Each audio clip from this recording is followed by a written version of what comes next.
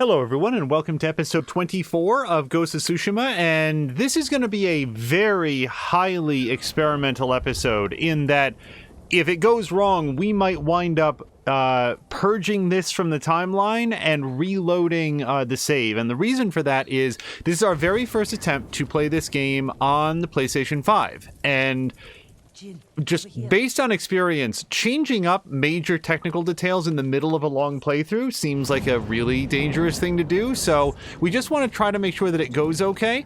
If you see any frame rate or performance issues, color issues, quality problems, anything like that, we do hope that you will let us know. Otherwise, we're going to sort of play it as normal and see how it goes. We're going to start by having a chat with this person. Terrible things are happening along the roads in Sago, my lord. The Mongols are skilled in using terror to control people. This was more than that. I saw them hang a man from the trees while his father watched. I still hear his father's screams. I'll find them before they harm any others.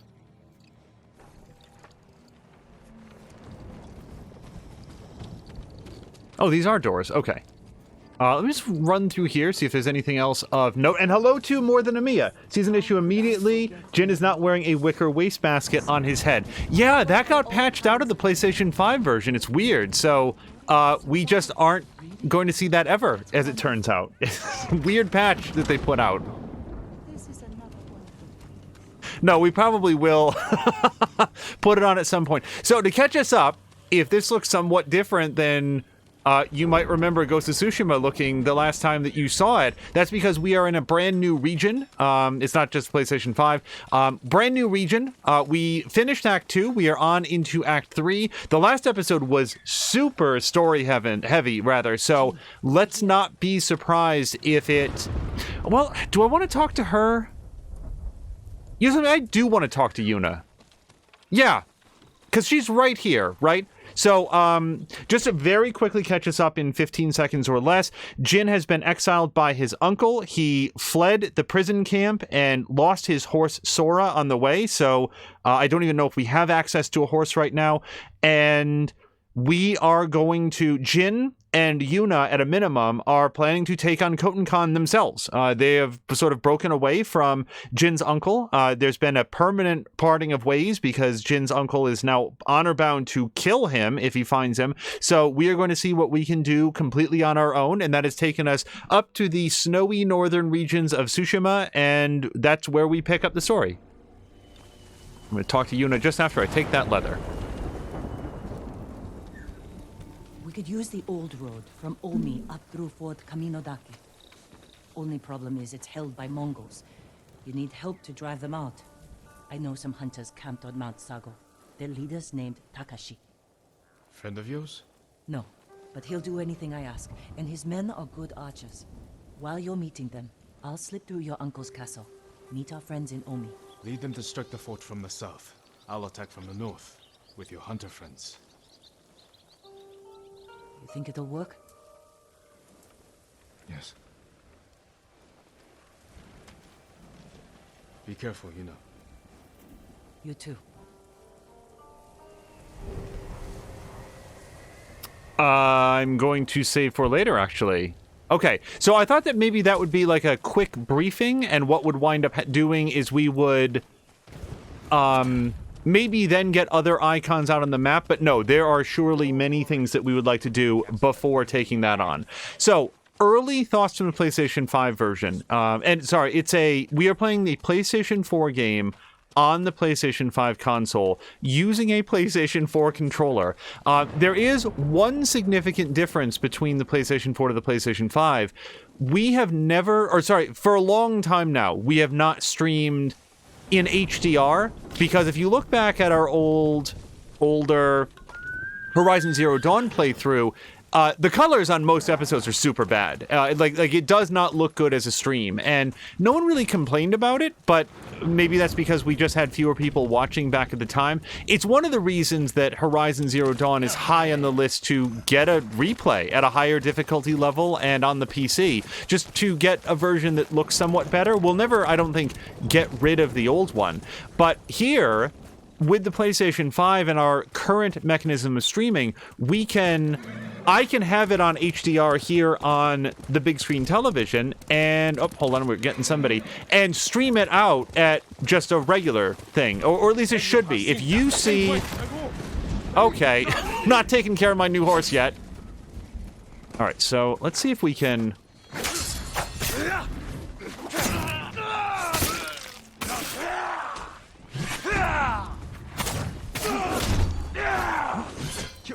Okay, this is many dudes. Okay, so no blow darts in combat, turns out.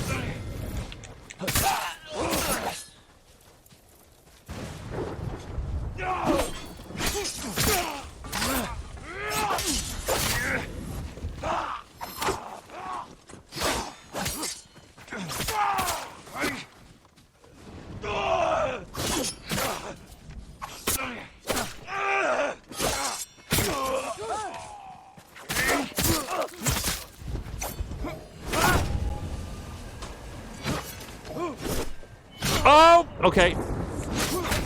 So, we've not seen this particular enemy type before. He's new. Size pretty much the same, though. Oh, hello to Fox Eyes. Yes, so, I wanted to make sure that Fox Eyes was here so that we could share that, if anybody comes around to ask, we'll say that no, we did not find a PlayStation 5. Like, anybody who comes around to ask, no, this was 100% a Fox Eyes joint. Fox Eyes is one of the peeps. She can frequently be found playing games with us on Tuesdays. Oh, look at this. Hold on one second. And she, where no one else could, was able to, over the course of multiple weeks of effort, able to find a PlayStation 5. And so far, Fox Eyes, I have to say that it is running great. Oh, they're just having a nice old drink, aren't they? So, I don't like the person on the horse. Oh, that's not a person on the horse. That's just a horse. Do you think I can get around to the other side of the road without them seeing? Yes, because they're very drunk. All right, well, let's see if we can...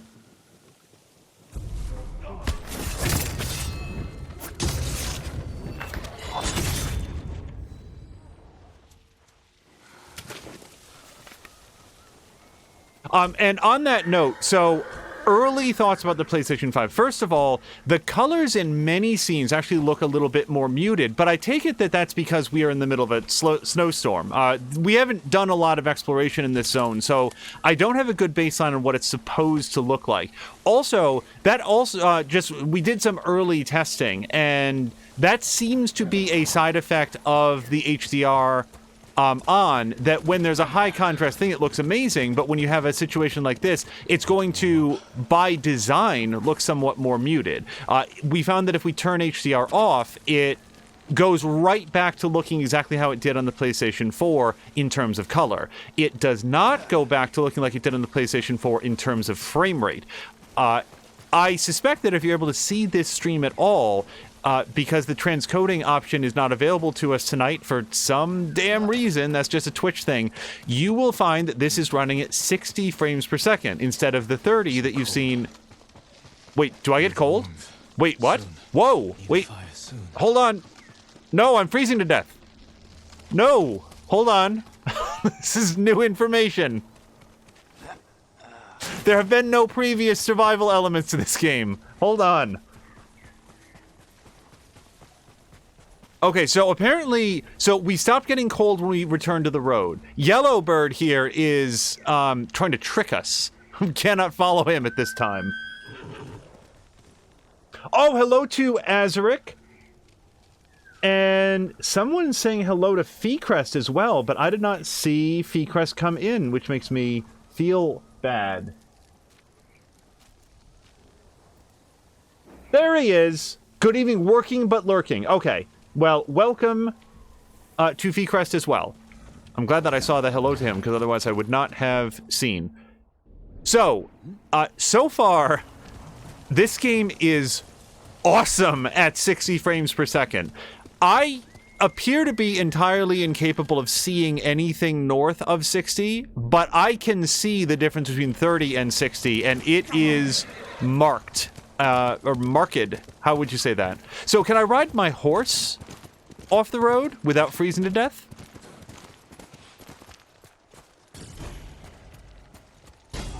Oh, I've always wanted to kill General Dogshin. Vikar says that it's looking gorgeous. Yeah, it is, especially in combat, it doesn't just look smoother, it feels better. And it didn't feel bad before. Like, you have to understand what high praise that is.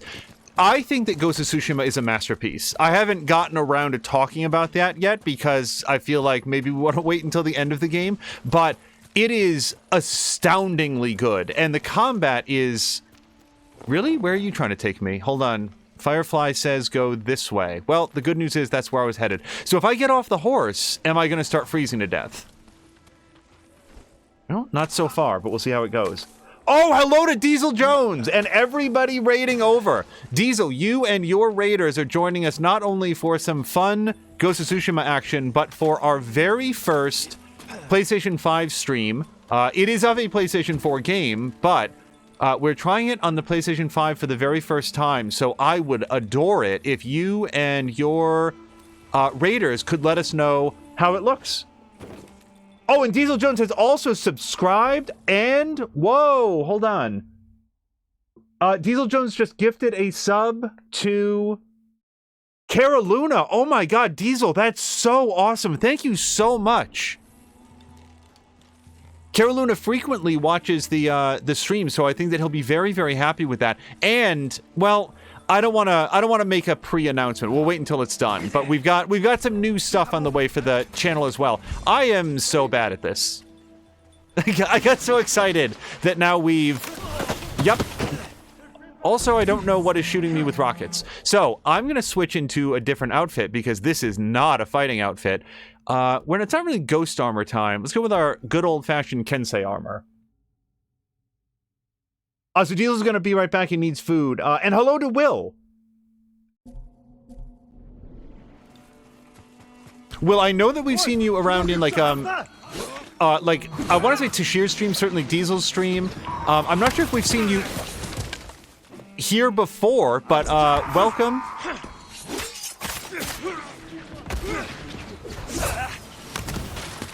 What the? Hold on! I kicked that man so hard, he went on fire. Okay, I gotta find out where the hell that is. And that's gonna be a little bit difficult. Yep, okay, not so difficult.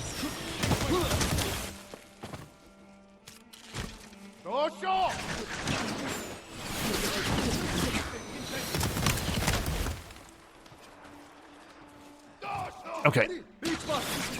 Wearing the highly flammable straw. Wait, that's not...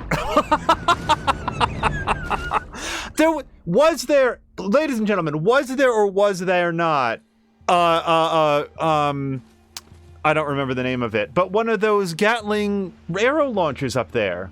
Okay, so Will has been here before. Yeah, sometimes we spend so much time watching other streams that sometimes I will get confused between who has hung out here before versus who we've just gotten to know in other people's streams. So, Will, it's great to have you back, and I hope you're having a great weekend so far. So, that thing, I think, is the thing that was shooting me to death so often before, and most of these guys look like they're wearing helmets. So, oh, you know what? You know what? Let's make use of our awesome new blow dart gun.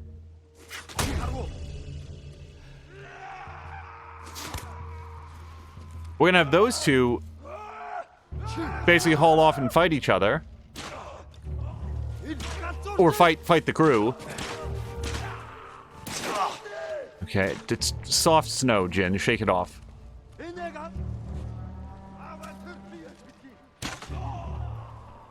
So Mia says that she needs to check her Discord messages. Oh, oops.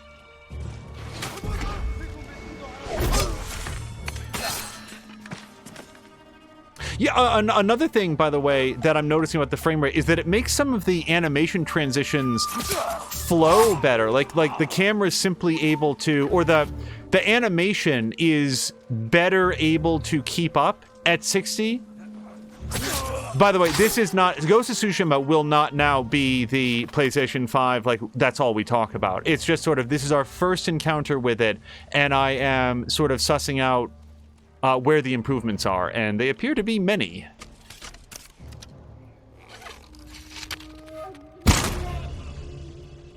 Alright, I am out of hallucination darts, I think, but I'm not out of poison darts. So we'll poison that person. And I don't see anybody else in the immediate area. So Patikin is asking, when did you get that PlayStation 5? So Fox Eyes was, she spent, and I really want to underscore this because we had no avenues to get a PlayStation 5 at all. I had signed up for the mailing list and like, hey, let me know when this is back in stock, and my producer would check whenever she was off work, and just never, ever came even a little bit close. So Fox Eyes had said, hey, I'm pretty good at, finding things that are hard to find. I know where some stock tracking sites and so forth, and she really worked hard on it. I mean, she spent, multiple weeks trying to track one down and was eventually able to do so. And boy, killing them with poison is so much better. I don't know why Uncle Sakai doesn't, accept this. It works really well. Yeah, Patikin is describing the experience that we were having here. You'd get an email saying, hey, it's in stock, come right now, and it's sold out. You could have your email open, as I did on my phone at work, and check immediately, and it was sold out. So how it is that Fox Eyes was able to pull this off, it was through, as far as I can tell, a lot of hard work and perseverance and just sticking with it. And there were some really close brushes that then, the cart would crash. Hold on. Let me just remember how to... Ow.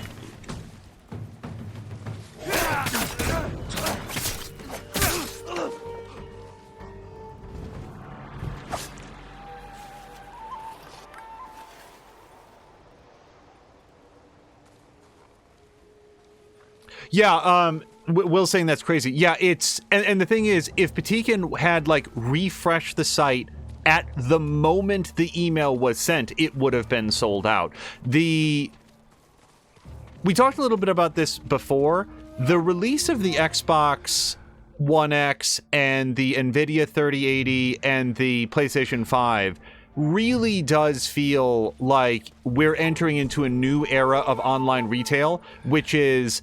bots get it first, and human beings get it fifth, because the other slots are taken up by scalpers. And I will pay $0 to a scalper. I'm not even interested in buying from a scalper for MSRP. I have no interest in that whatsoever. I feel like engaging with scalpers is to encourage further scalping, and I think it's awful, and I always have. The only thing worse than a scalper to me, the only thing that is, okay, not in the world, right, but the only tier of retail chicanery that is worse than a scalper is the people that will buy something that is really sought after. I remember this happening in the Xbox 360 launch, who is seeing me? Uh-oh. People who buy, the new thing so that they can go to a parking lot where other people are waiting in line for that thing and destroy it in front of them. Because let's stop for 1 second to think of, what are some of the other things that you could do with that highly sought after thing? You could auction it off for charity. You could give it to a children's hospital. You could give it to somebody who, wasn't able to find it and, just do a random act of kindness. No, there are people out there that will buy, a brand new PlayStation 3 and then just smash it to pieces with a sledgehammer. And the best part of those videos, by the way, is how little anybody cares. if those jackasses thought that they were going to see a bunch of like weeping and tears, no, people just like, wow, what pathetic losers. And they just continue standing in line, you know, because it doesn't matter to them at all. These videos that are made for shock value produce nothing whatsoever.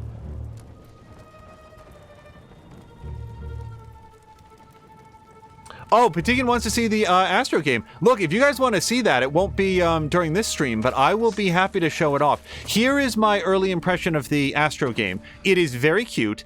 It looks very, very good. And it is a thorough tech demo for the features of the PlayStation 5, many of which I think you will find will not communicate on stream. You know, for example, the adaptive triggers and such are very neat, but very, very challenging to describe on stream. Uh-oh.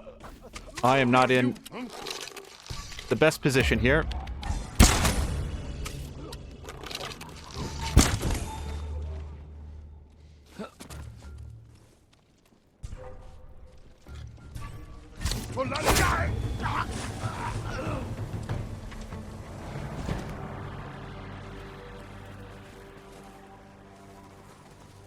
Oh, wait. I'm not sure that I want to do this. Do I want to do this? Not really. I kind of cleared out this area. I guess... No. Okay, so how do I stop doing that? There we go.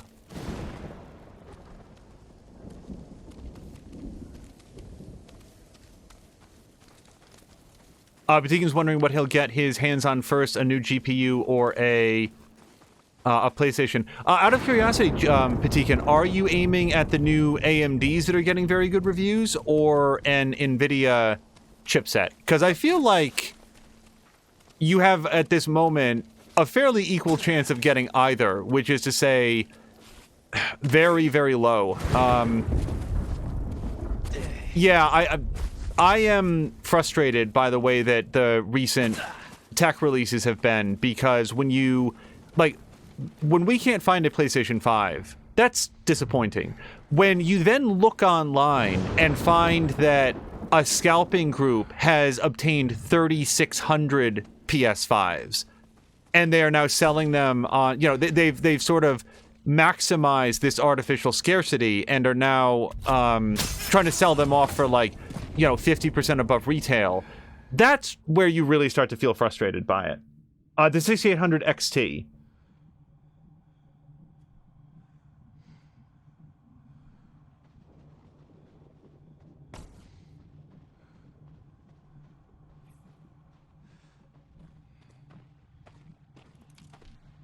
So, wait, I'm sorry, I'm just making sure that I'm parsing this out. Yeah, so Patikin is, you know, curious if Foxes, oh boy, Foxes can help out. So here's a concern, Patikin. Isn't the... Hold on 1 second.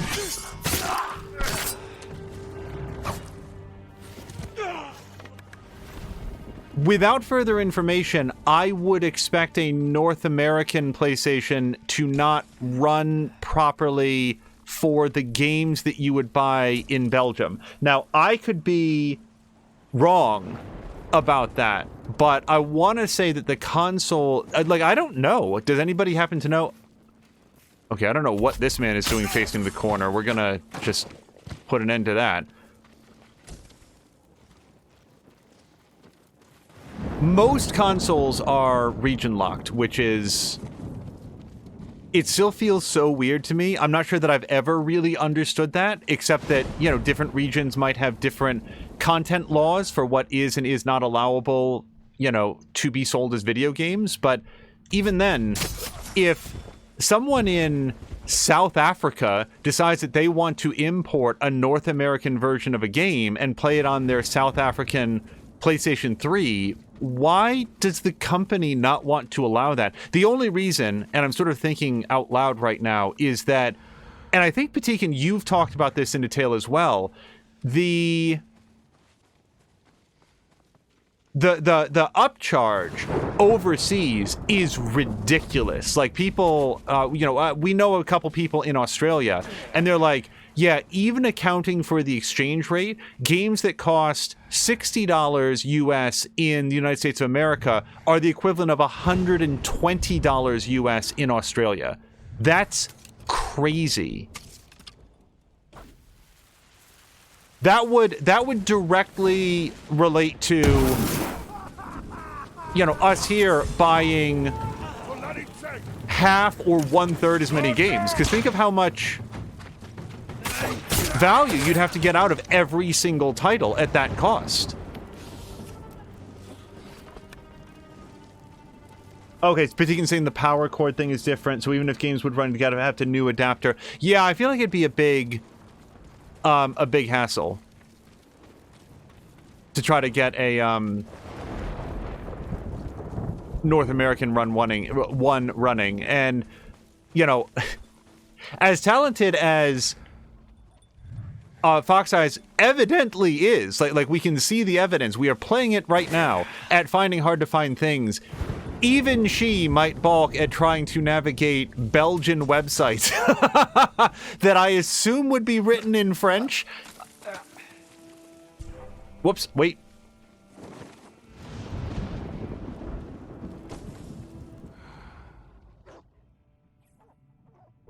Foxa says, and this is my experience as well, the PlayStation Q is bullcrap. There seem to be more avenues to get a PlayStation 5 versus the Xbox, however. There was a little hack that made it easier to obtain an Xbox, for her anyway. Both situations are ridiculously frustrating. Yeah, and I said to Fox Eyes, hey, we might give you a ring at some point about the Xbox Series X. The difference, for me anyway, is that where, like, this game right now, right this second, we are already benefiting from the PlayStation 5. Like, it already looks and plays better than the version that I was already very, very happy with. And so far, it seems to be running okay. Again, if anybody encounters any streaming issues, please do call it out. We are streaming at 1080p with no alternative options, unfortunately, but that's a Twitch thing, not a PS5 thing. Oh, okay. Thank you, Chivalry.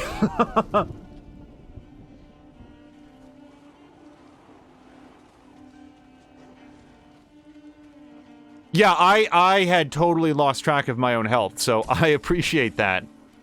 Oh, for anybody that didn't, you know, because when chat expires, Chivalry simply said, heal. Uh-oh.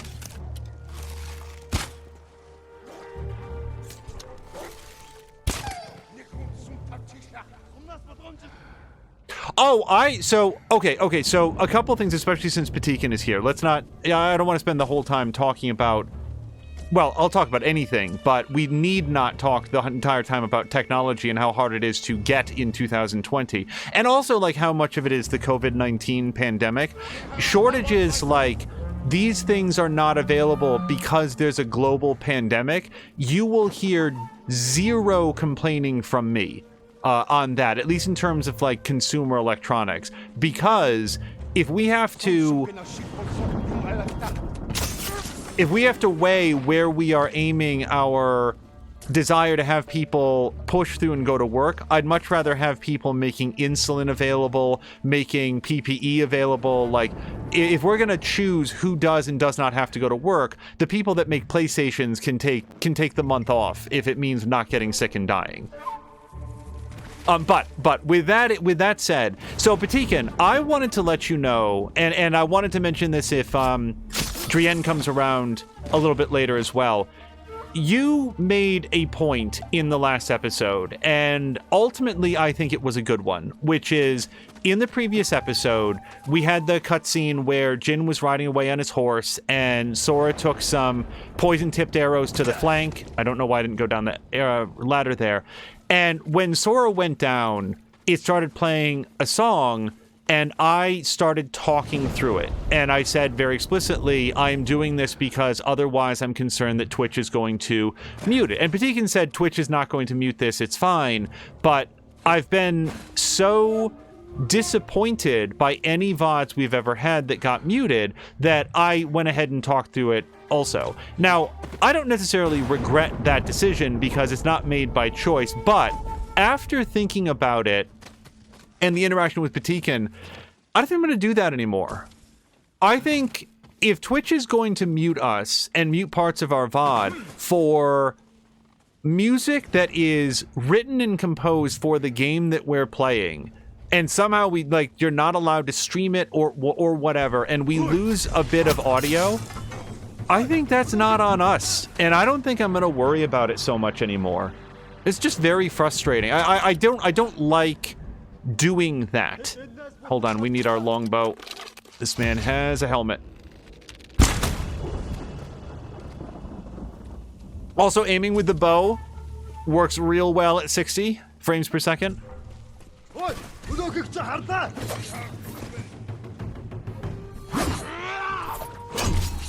Okay. I just lost ghost mode, everyone, because I was just being super sloppy.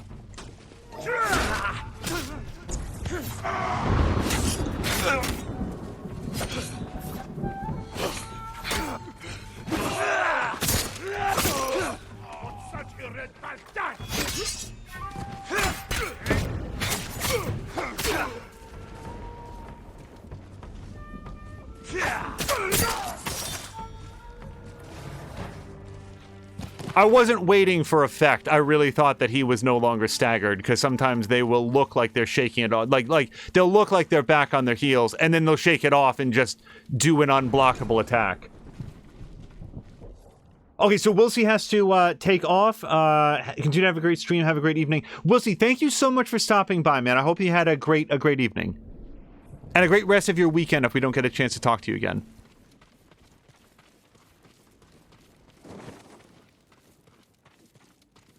So, yeah, between there were basically two things back to back where I chose to jabber on because we know that talking through musical tracks will help not get them muted by Twitch.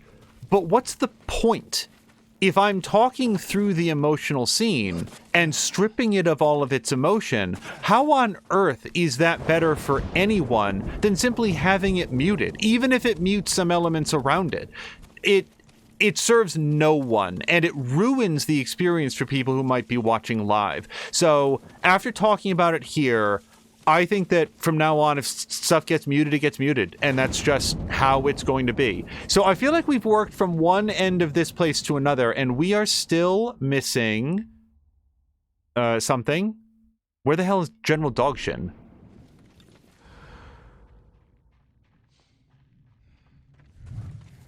All right, clearly we've missed something.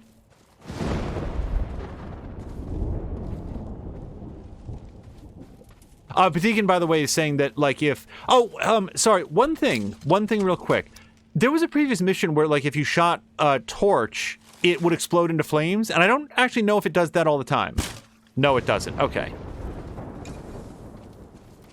Patikin is saying that if, he's played the game, then he'll let us know. And as of the last episode, I had said, well, there appears to be some variance sometimes that some people can get muted and others don't. So there seems to be like a certain level of just capriciousness to what Twitch will and will not mute.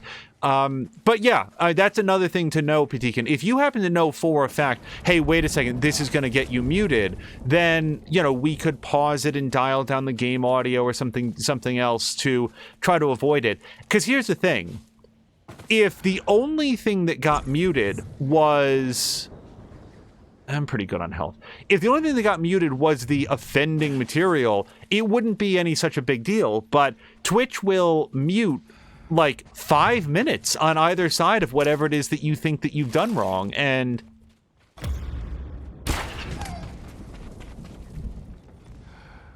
that means that sometimes commentary or other story beats that would otherwise not be affected will be affected.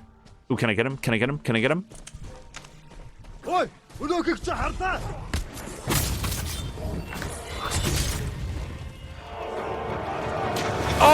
son of a bitch. Okay, we're poisoned. Oh, and dog attacked.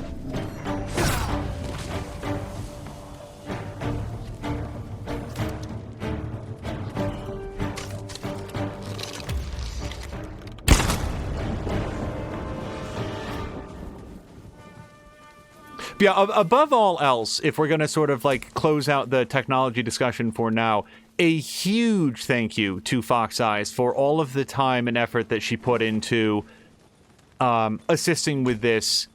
It was something that we were prepared to wait for, but ultimately glad that... oh, there's multiple things in here to read. Ultimately glad that she was able to provide it, because it's something that we can put to immediate use as we are right now, because this is not the only PlayStation 4 game that is on the docket to be played, believe me. Let's read this record. Conversations with the Khan 9. I cannot imagine the burden a leader like Khotan Khan must bear. In an act of utter barbarity, the ghost poisoned the Khan's men at Castle Chimera. Far from deterring the Khan, the act spurred him to develop these poisons for his own use. He tells me this is one of the secrets of the Empire's success, embracing, rather than rejecting or dominating, the might and knowledge of their antagonists. Then yesterday I saw what he had done to the people of Kin. I don't know that I'll ever recover from that sight. I don't know what I think of Khotan. Really? Okay. Perhaps great men share all aspects of their lessers, but more great wisdom, but even greater cruelty. This guy's Japanese, though, isn't he? A simple monk like me, to counter the natural suspicions of the people of Tsushima, and fought... Yeah, so back in page 1, Conversations with the Khan number 1, this guy is a Tsushima native who somehow thought that he would broker a greater understanding with the invading army? Like, I sort of thought that maybe he was a neutral historian, but like, oh, now I suddenly don't know what I think of this guy? Okay, I gotta move on, because otherwise... I have 2 points, and I think that we only have one last thing that's worthy of 2 points. Perfect parry accounts have a 20% chance to terrify nearby enemies. Let's do it.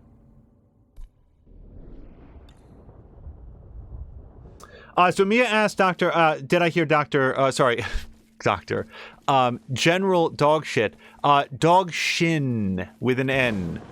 Although, again, not a big fan of the invaders, so I would not object to this person being called General Dogshit. And also hello to Drienne, and I'll be with you in just 1 second. Angun, which you can see it right here. In traditional Mongol mythologies, it is believed that after death, all shamans become wandering spirits, or Angun. And I'm probably mispronouncing that, so I'm sorry. It is customary to construct consecrated idols within 3 years of a shaman's death and either place them in the home Angun, or in outdoor shelters, field Angun. So just to pause for 1 second, Drienne saying that's why I try to warn people about one song in Season 4 that's actually in the game, not intro and outro, which will mute the VOD. It mutes the wrong spot and ruins VODs entirely.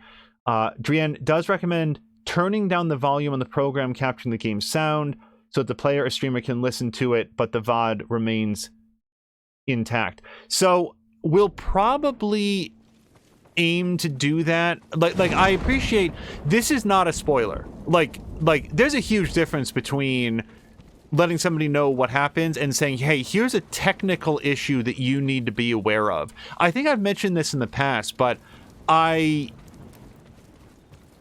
was once in the position of having to discern how to share information about The Legend of Zelda, not Wind Waker, Skyward Sword.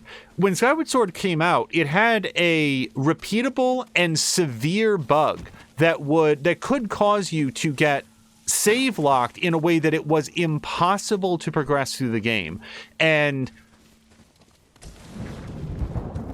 we had to weigh, how are we going to share this information with people? Because some people aren't going to want to know about this area, and yet we have to tell them when and where this can occur, because otherwise they could lose all of their progress. So we just worded it as carefully as possible, and that's what Drienne has done here for us, which is, hey, look out, there's going to be a song that plays, you need to be prepared for it and dial it down, or else the VOD is going to get muted in a way that will be actively detrimental. And that's important information. More Than a Mia is maintaining the hearing of General Dogshit. Yeah, the only issue is where the hell is he? Yeah, apparently we haven't done this or something. What are we on? Oh, no, we still have to kill him. So if I was a general, where would I be hanging out? Like, I feel it would be in a yurt, or better yet, we would be hanging out outside and practicing in some... Oh, you know what? Maybe up there?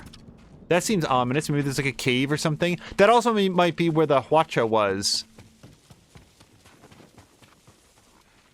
And Mia says that the tactic of turning down the streaming information, so when others see it in the future, that section will be silent, but that kind of feels like a necessary evil.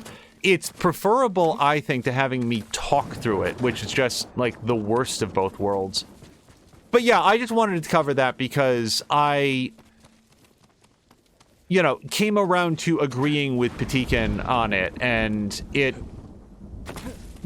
what did we lose by not mourning Sora? Not a bunch. It's a horse. Like, it was sad, and I would have preferred to be taken in by the emotion as opposed to talking through it. But it's not as intense as some of the other games that can be played. I see some fire up over here.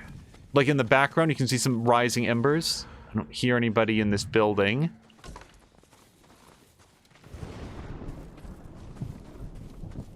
The way to tell is an obviously external song not made for the game and integrated into the game. For Walking Dead, the songs that are sung or played by the characters in-game do not mute. Only the ones that are obviously being played over the scene. So, what do they call that? Like, non-diegetic music? Is that the way that happens? Am I using that word correctly? That diegetic music is something that can be heard by the audience, but also by the characters in the scene? And...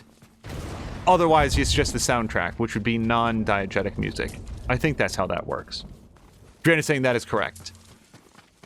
I'm sorry, everybody. I am actively playing this game and trying to find where the general is. You'd think that they would have come out.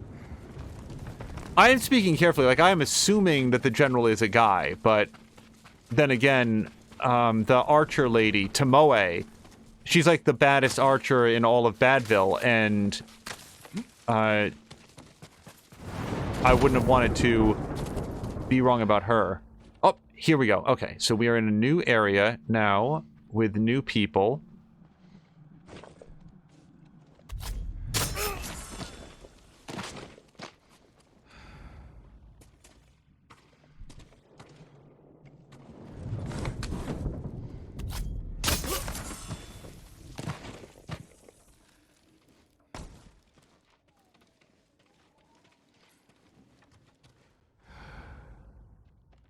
No, we are not challenging remaining enemies.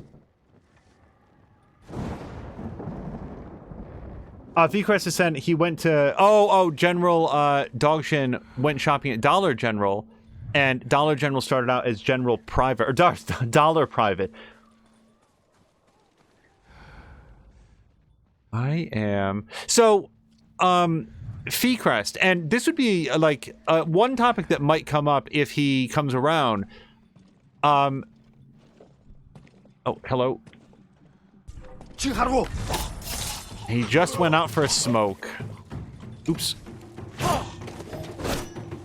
Oh, son of a bitch. Double son of a bitch.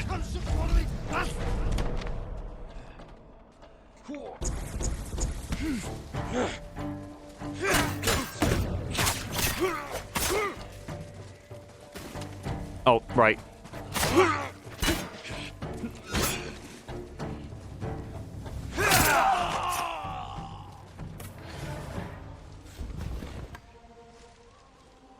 Patikin saying this whole DMCA is ruining out experiences in streaming games the same as the viewer, in my opinion. Yeah, and it's...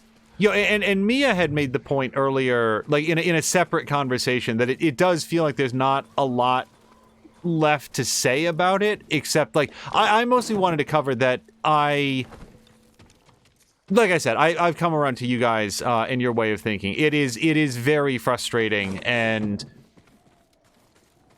you know, I don't know that I have anything else to add about it, except that you guys are right. And that I appreciate what Driannon said about, like, watch out for this song. It does mean, by the way, that in episode 4 of Walking Dead, there will necessarily have to be a moment where it's paused so that we can Alt-Tab out to the OBS and mute it, and then pause it again and turn it back up after the song is over. So it will still be disruptive, but you know, what's the lesser of all evils, I suppose. So to circle back to the next topic, and also, as far as I know, everyone's dead. Do we know if? But he's dead now, right? Oh, destroy the black powder cache. Maybe he comes out when we attack the black powder cache. There's just one issue. Oh, there it is. I was about to say I don't know where the black powder cache is.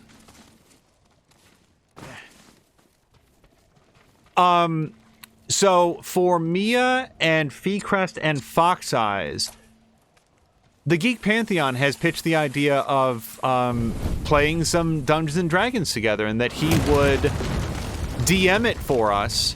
And I was curious. Oh wait, here he is.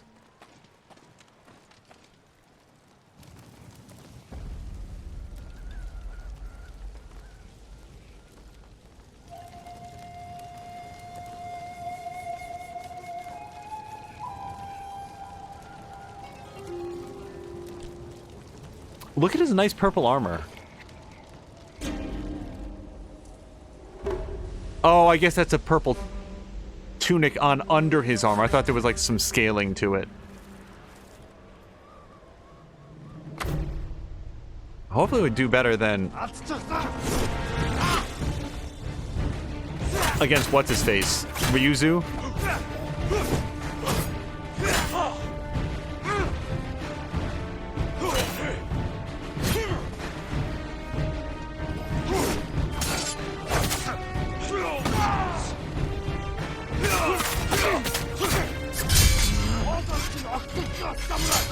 Yeah, I don't speak that language. I'm sorry. You're gonna have to threaten me in something I can understand. Otherwise, it's just...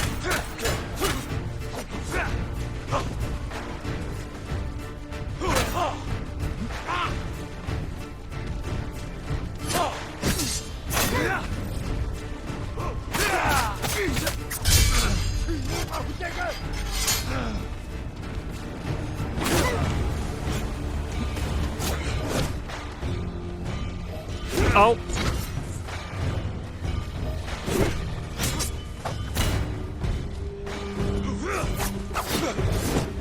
I'll say this, about this game, it really makes me want to play Civilization 6 as the Mongolians.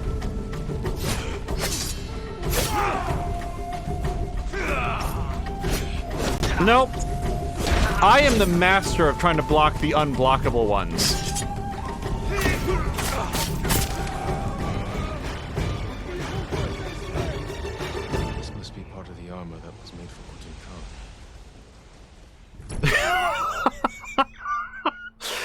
Jin is shockingly confident that none of those guys were going to run up and attack him because he immediately starts stealing the man's boots. Sorry, that's very funny. A piece of Mongol armor custom built for Khotan Khan found at Dogshin's mining camp. Oh, I didn't look at it. I probably could have examined it.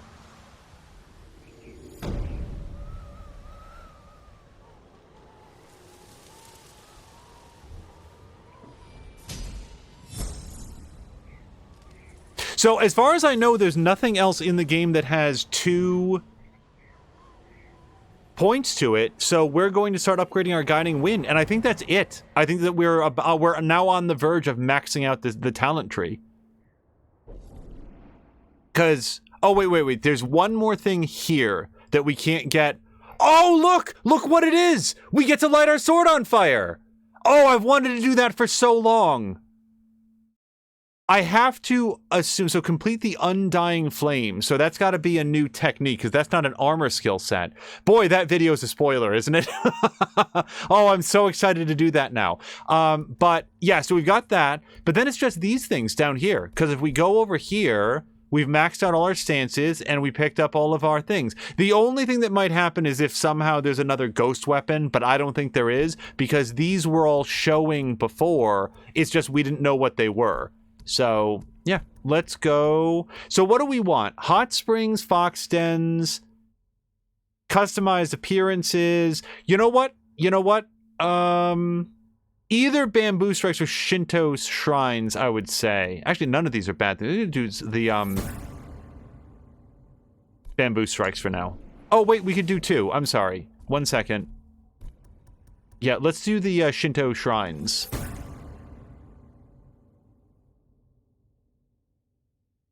Drin says, still funny to visualize a scene like that, finishes killing him, then immediately crouches down and pulls off his boot while the enemy soldiers are standing there. Yeah, they all, like, pieced out, which, again, I call shenanigans that the last time we killed an enemy boss that was dressed almost exactly like that, after we killed him, his entourage then continued the fight. And it was very surprising. It really caught me off guard. And I wound up getting killed. So, I think what we're going to do is this, and then we're going to circle back to, there's a traveler nearby struggling to stay warm. Wait, when did this happen? Oh, look, the Way of the Flame. It's actually right there. Okay, yes. So before we end the stream, let's do this. Yeah, Samalander was going to say, and also hello to Samalander, bamboo strikes for the resolve gain. So I said earlier, near the beginning of the stream, that with the HDR, the colors actually looked a little bit more muted. This, however, looks much more vibrant. The, at least on, like, I hope it looks okay on stream. The snowfields are luminescent with the way that they're reflecting the light. Also, I go, yeah, this way. I think I got on Sora too quickly because I don't have an easy way to get down from here. Wait, there's a big gate right there. That's got to take us out, right? Okay, very snowy on stream. That's good. Specifically, way back when we streamed... Stop it. Horizon Zero Dawn. If you go back and watch those, they're very ruddy. They have, like, the reds are really overblown. It looks like somebody dialed the red up too much on stream. And for a game that has a very warm color palette through a lot of it, it is highly noticeable. And at the time, we made the decision, well, you know, we want it to look as good on camera here as possible. But in retrospect, it was like, it's probably wasn't the best decision. So there is a Shinto shrine here as well. I see. That's probably the other question mark, but let's follow Mysterious Fox.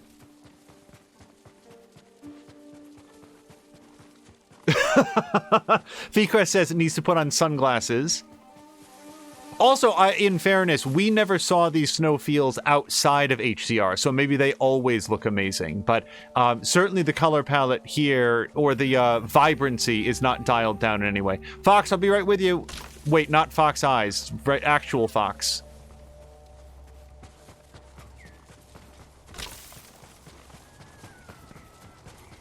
So I will say on the topic of D&D, I am very interested in playing a soul knife. I have never played a rogue-style character in any D&D game that I've played. Uh-oh, we're starting to freeze. Fox, I'm not sure I can go too much further here. Also, I am wearing the wrong outfit. We should have our exploration on outfit. I do like to point out every once in a while that this is not simply a cosmetic choice, but rather a functional one, because he gets... we uncover the map more efficiently with this. What have we not worn? What's a good... I don't want yellow on yellow. No. No. We've worn that one, but I like it pretty well. Yeah, purple and yellow. Let's do that.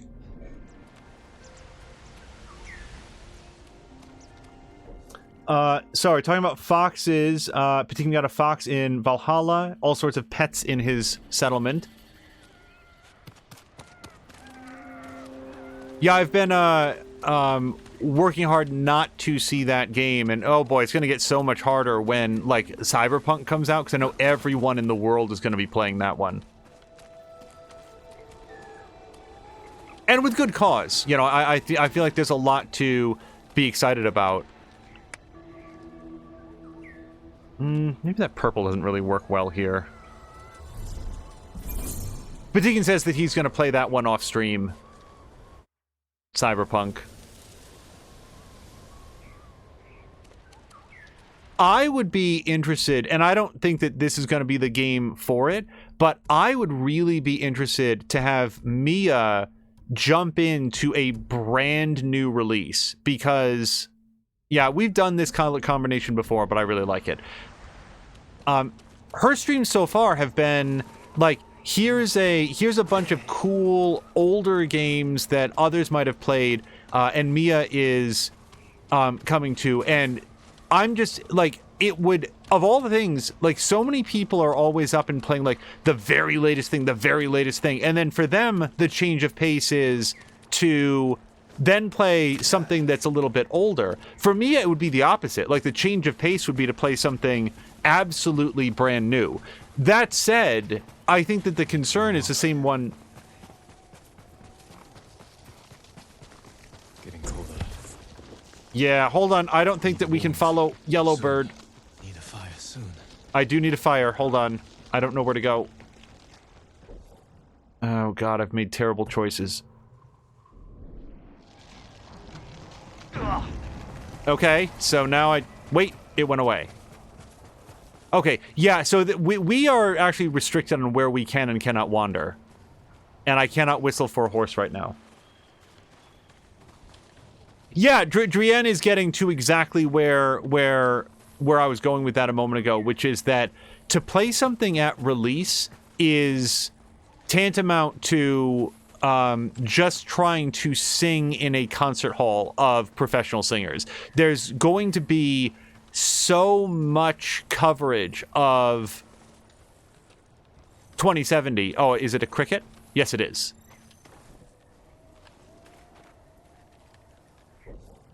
I actually don't know. Oh, okay, so we need 8 more for a flute melody, which I think might mean that we have a new flute melody. Does anybody remember where we go to look at or change our flute melody? Here it is, I think. Oh, look, we can do a fog song now. Let's try this.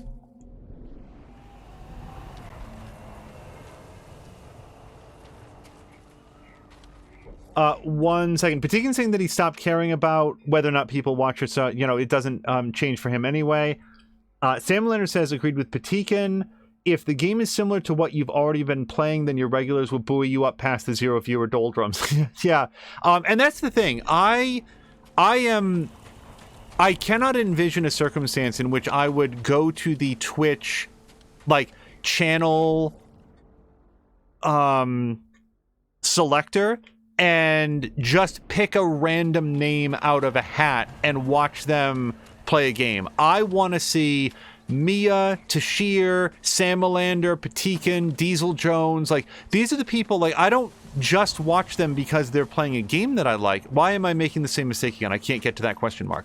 I'm not watching them because they are playing a game that I like. I'm watching them because I like them and the fact that they are streaming. Oh, by the way, actually, Samalander, you were playing Dungeons & Dragons earlier today because we watched a little bit of it. That program, is that...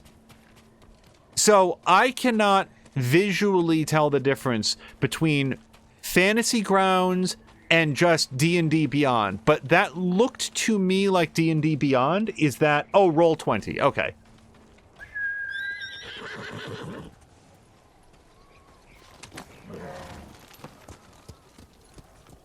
So yeah, Samalander, you are a helpful person to have here because we were just talking, or I was talking at least briefly, about the prospect of playing Dungeons and Dragons with the Geek Pantheon. I will say that we have, both of us here, on a couple of previous occasions, joined in D&D games online. Oh, wait. I'm going to get changed. With DMs that were wholly unknown to us, and every time I've had a great time. You know, there's going to be a mismatch someday of, like, the D&D style versus, like, the style of the players. Like, that just happens. But so far, we are... We've had a real good experience with online games. Oh, I just want you guys to know, I saw that coming in, and I tried to dodge and messed it up.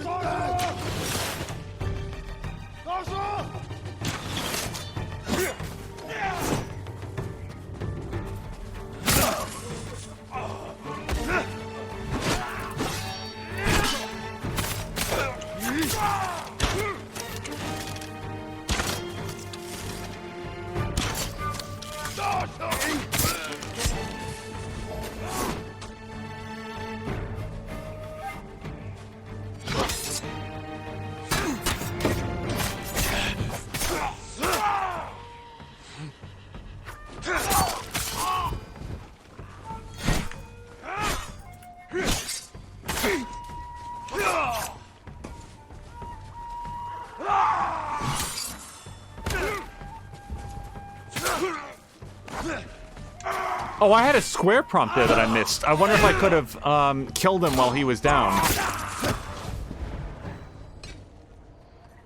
Or assassinated him, rather. Saying the vast majority of streamers, because of them playing their favorite game, scrolling through the list of playing the Walking Dead game and finding new streamers to watch.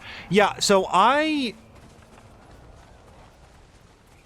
have always relied on meeting people in the chat channels of other streams that I was already watching, which makes for a gradual expansion of your Twitch experience if you start off watching small streamers that you yourself know semi-personally, like Brandon Kakowski-Schnell or JV McMaster. And so it was getting to know, I've shared this story many times, getting to know I-95 that then led us to getting to know Tashir and then Patikin and so forth. So I've personally never just browsed through by game category. Maybe I should do more of that. But the thing is, I'm so much more engaged by the... Really? Hold on a second.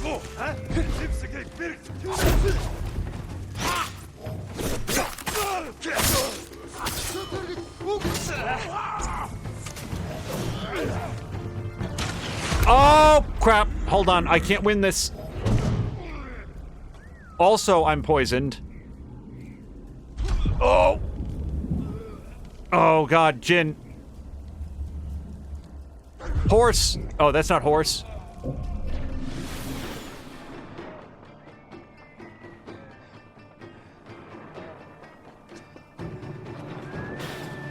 They are still shooting arrows at me. This is bad. Hey, remember that episode of Days Gone where like 45 minutes of it was this? Oh, I just remembered that for the first time.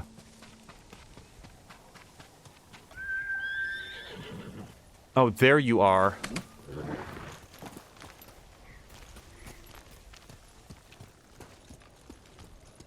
But Sam Melander, I was curious, if you had thoughts on, because I'm going to talk to this person, if you had thoughts on what's a good party of hopefully 4 characters for first-time D&D players, if not all of us, then many of us. I was thinking about sort of a rogue class character.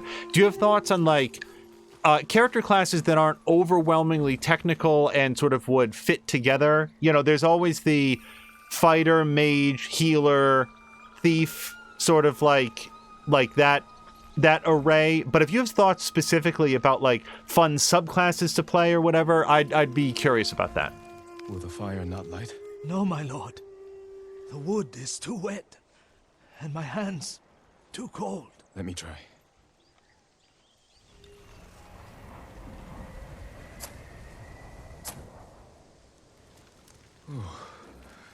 Never been so cold.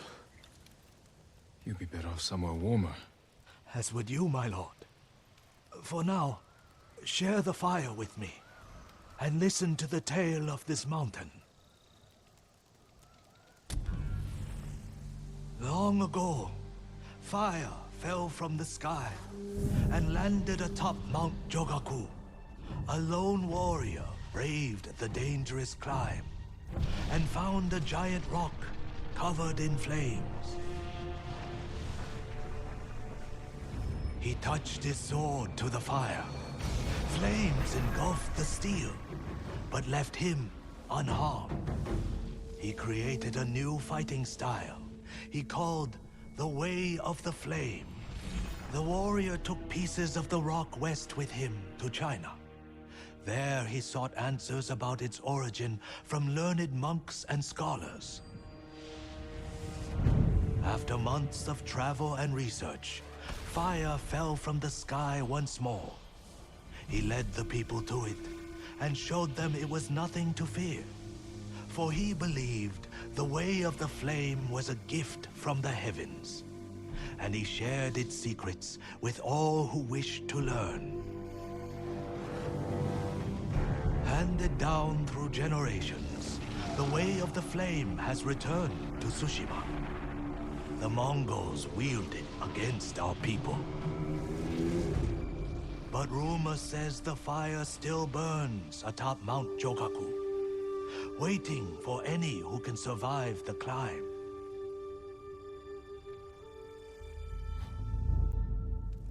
So you wish to know if the tale is true? Will you make the climb? Not I, my lord.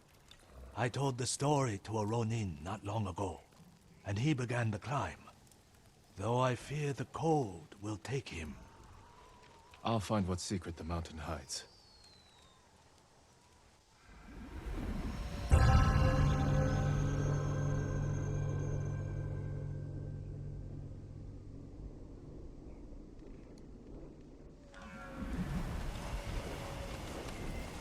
So I wanted to pause for just 1 second. We usually want to make sure that the game is going, but Samalander has provided a thoughtful and thorough answer to the question, and I just wanted to look through. And also right back at you both to Drienne and Patikin, but we will take a look in just 1 second. So Samalander's saying of D&D, the 4 monster food groups are a good start. Make sure to start at level 1, much simpler characters to at low level. Yeah, quick side note, I actually really like D&D at lower levels just because it is so manageable. And I like going up against like goblins and kobolds and stuff. I find like those small scale stories are a lot more easy for me to like wrap my head around. The people who don't mind reading lots of books should take the wizard and cleric type roles. The less profusely literate should take fighter and rogue. At around level 4 or 5, all the characters are about as complex as each other with different skills and abilities.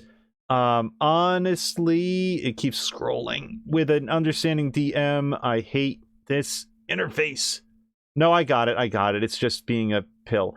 With an understanding GM, you can make it an all-fighter campaign and make it work, so it doesn't really matter. Similar is happy to teach new people to play, and it doesn't really take much to learn. Well, I will say, like on that note, one of the fighter kits, or whatever you want to say, in just the base 5th edition rule set, has like tactics that they can employ to give their party members extra bonuses, like extra moves. I'm trying to remember exactly how it works, because I haven't played the class or any 5th edition class yet. Wait, where are we going? This way, right? I feel like it's this way. Now, if we start freezing to death, I will have to turn back, but I'm hoping that if we can learn how to light our sword on fire, that will also lead to being able to keep warm in hilly environments.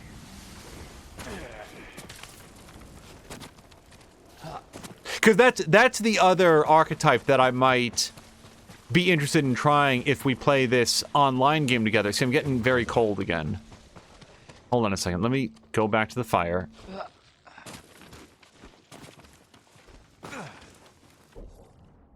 I'm wondering if we have to do the tail and then Jin will get, like, more wintry clothes? Or is it conceivable that some of our outfits are warmer than others? I really don't feel like that's ever been introduced. Yeah, none of these look like they're well suited for a blizzard. This kind of looks like it could survive a blizzard. Oh, and hello to Tashir. Adrian says that all of their best role-playing experiences were completely based on being very invested in the character, not what class they are or what skill they will get next. Yes, Sam Lander, I was thinking of the Battle Master subclass. I like another character class that I've always been interested to try would be like a dedicated archer. Yeah, so you can see the ice crystals forming around the... So cold. Yeah. If I go up there... So, there's a couple possibilities. If I go up there, we might find more fires. You know something? I'm gonna save it. Let's save the game.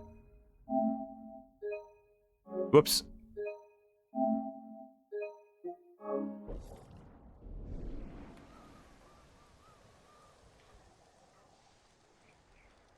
Oh, and Drian said that, yeah, sorry, that they're much more interested in getting involved with the character. Yeah, for me, I sort of like to look at, like, what kind of character I'd like to play, but then fill it in with all of the backstory and, like, why they are this character. What was their relationship in their, you know, back at home, in their homeland or whatever. Yeah, I'm just dying up here. Can't take much more cold.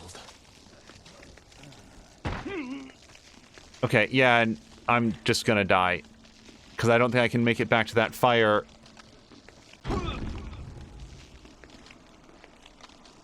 Go, Jin, go! No! Oh, no!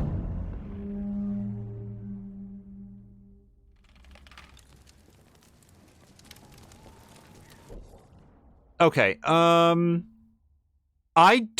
I feel like this is not possible right now. Either that or I'm not following... Wait, there's one other thing to try. Because there was that big, long bridge. Maybe that's something.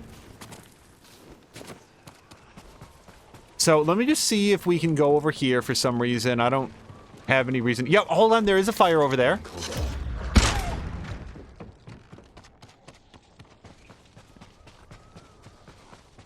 Maybe this is like part of the challenge is to make it from one fire to the next.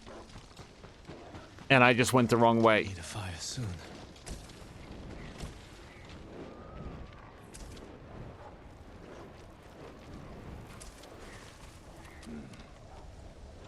And so Sam Lander's recommending build character personalities and connect, and then worry about class later. Well, like, for me, one of the things is, like, let's say that I wanted to play a sorcerer, which is another class that I'd be interested in. The way that sorcerers are presented in D&D, the magic is so ingrained in their DNA. It's such a part of the fabric of who they are that it would color, like, it would be very meaningful, I would feel, for who they are and those personal connections as well. So that's sort of where I'm thinking. I need a fire. Is this it? Do we just die again now? That's not a handhold. Nope. Need a fire soon.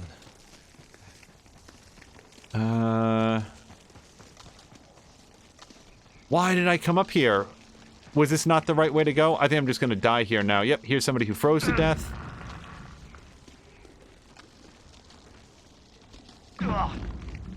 Alright, maybe I wasn't supposed to come up?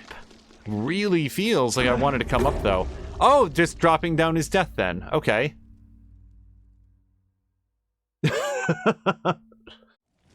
Sorcerers in 5e are a little bit different than previous versions. Is this our last fire checkpoint? I think it is. Yeah, so wait, there's a fire up there. How do I get up there from there? So cold. Like, I'm not necessarily looking at the... Well, I am interested in the classes based on their, skill sets. But one of the things I'm doing is sort of thinking, like, how does this person... Oh, here's the handholds. They were right behind the body that I was examining. Okay. Alright, so what I need to do here is be more observant of where the next fire is. Yep, so we can see it up there. Getting colder.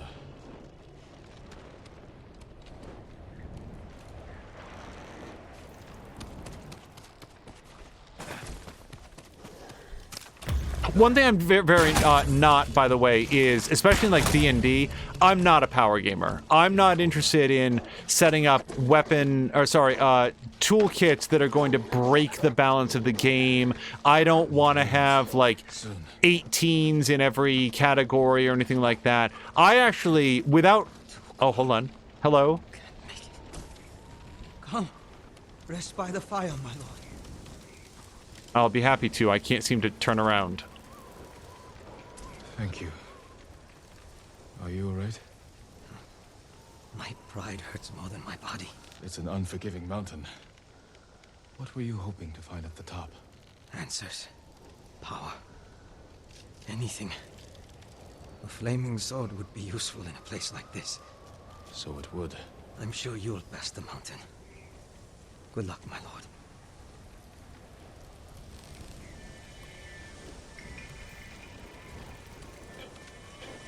Oh, man. I know this guy's doing what he can, but look at this dude. Just paces away. Okay, so where's...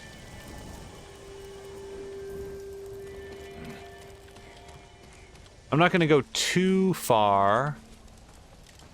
Oh, that looks like we can swing on that tree. That looks promising. One thing we don't see here is a fire. So we can go that way, which appears to be nothing. And then over here, we've got a tree that we can swing on. I'm going to run over here real quick. We're just going to take a look to see if we see any warm glows in the distance. I don't think this is the way. It could be, but I don't see a lot. So we're going to go back, warm up again. Warm up.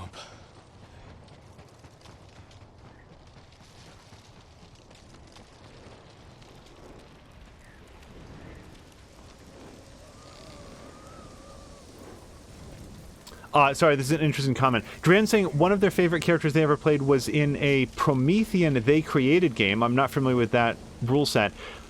Started with the base thought of the skeptic amnesiac. He was designed to be a character who was Promethean, but unaware of what that meant, and unwilling to believe that he did not already have a soul, holding on to fragments of memory from his body's previous life. Oh, and hello to He-Who. He Who is, has been streaming some more of... We might die here, but I'm gonna go see what's on the other side of this swing. Some more...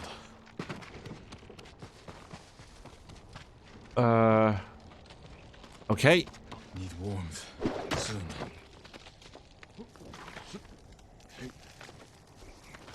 I hope this is Fire soon. near the right way.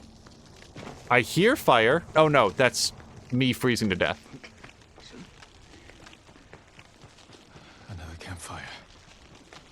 Oh, A death poem. Mountain beat them. hold on. Like those who first found the flame, I will harness its power. I'll show those who stood against me that I'm no longer their toy. I won't fail like all the others.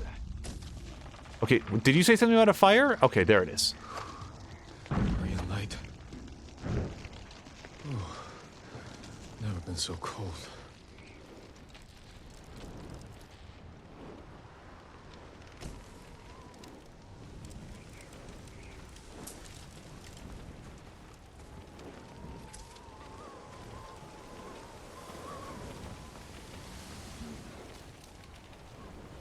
Dren saying that they went with a golem for their character because it was the easiest to explain away after digging the way out of a shallow grave, easiest for him to rationalize. And he who hopes everybody's having a wonderful Saturday. Yeah, so far. And it's almost over, so hopefully we're not going to encounter any other any So cold. surprising miseries.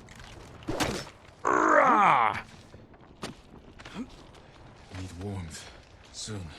That campfire is my only hope. Please, light. Can't take much more cold. My loose sense of the character that I was thinking about playing in D&D, and the thing is, we would need to check with Geek Pantheon about what does and does not fit the tone that they might have in mind. Another death poem. Sleep comes to the peak. Sleep comes drawing near, deeper I begin to sink, cold and slow is death. That person is officially a better poet while dying than I am right now. I feel like maybe this way? No? No, there's nothing over here. So cold. So what I was thinking is like playing as an elf, but one that was like super over the whole living in the woods and being one with nature, and sort of rebelled and wanted to go off and see completely different parts of the world, and wanted to join like maybe his personal goal was to join a merchant ship or something. Like I'm thinking like a sailor of some kind. And it was after leaving home. No, I don't have time to fight you, bear, unless I can slip inside you like a tauntaun. How do I? Well, I guess jump is the answer.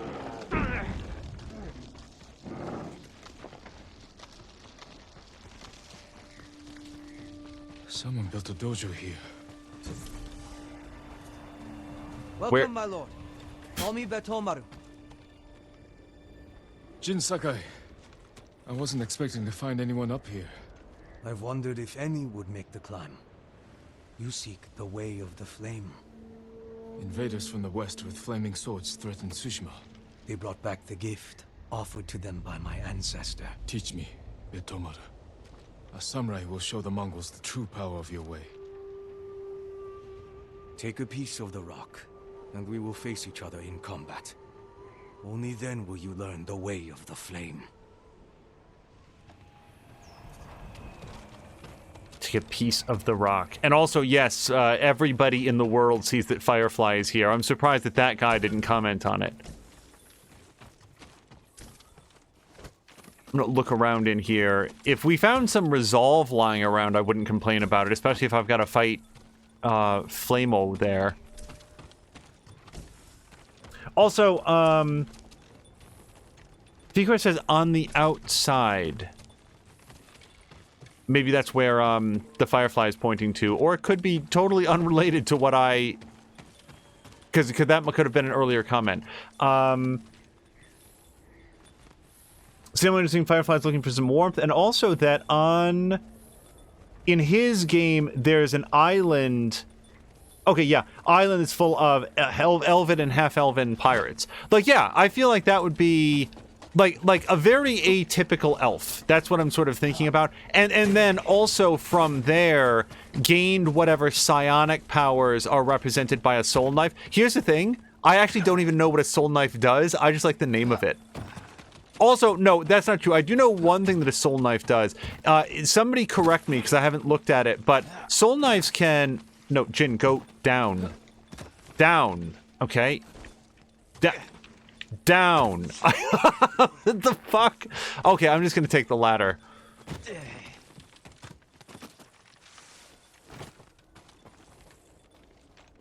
Simulator's not yet familiar with a soul knife in 5e. I think that one of the things they can do is project a short blade made it purely of psionic energy that can be wielded as an offhand weapon or thrown. And one of the things that I think I heard that they can do is throw that and then teleport to the location where it like is at the end of the round or whatever. And some of that stuff sounds like a lot of fun. But yeah, the backstory I was thinking is like this. Okay, what do you want, Firefly? This elf who mostly just wanted to be a sailor. Like, I want to go be a merchant. I want to sail around in the high seas and travel to different ports and meet lots of different people, was then ostracized and shunned by his crewmates after he started exhibiting, you know, unnatural abilities of the psionic variety, and that has now made him hard and embittered and not evil, but kind of taciturn, because like the one thing that he wanted to do, the one group that he really wanted to fit in with, sort of like turned their backs on him. He thought he had a family aboard this crew, and it turned out that he did not. So am I in any way ready to face this guy? I don't know. Let's switch to a nice outfit. Well, I'll tell you what. The last time that we needed to beat somebody to death, we used this armor.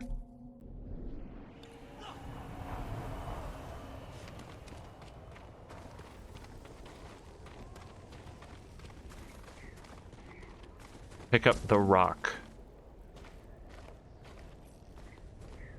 The rock. Oh, okay. Now to duel Betomaru and learn his technique.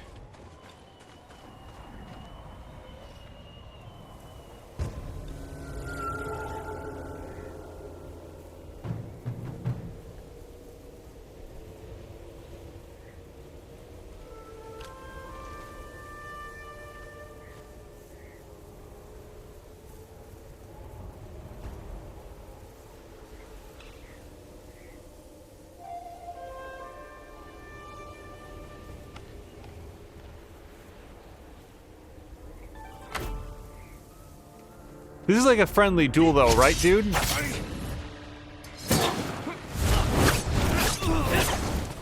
Oh, why did I wear clothing that's flammable?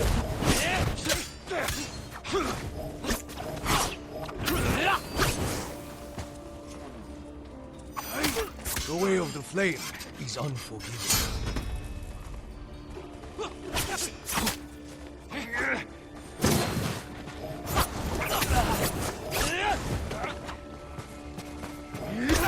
Oh, why did I try to elbow him?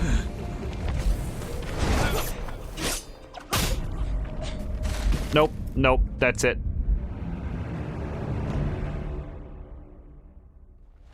Oh, so Mia wants Jin to wear a wicker wastebasket on his head, and I really don't feel like highly flammable materials are what he needs more of right now.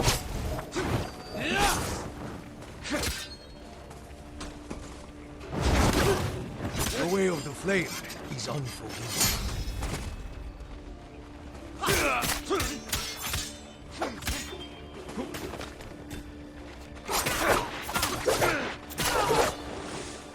Boom! No! Strike your sword against your piece of the rock.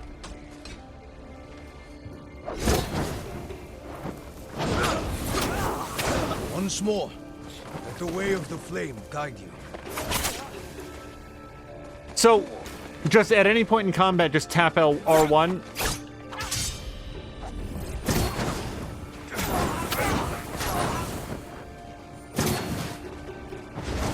Okay, but I still can't block his flaming sword with mine.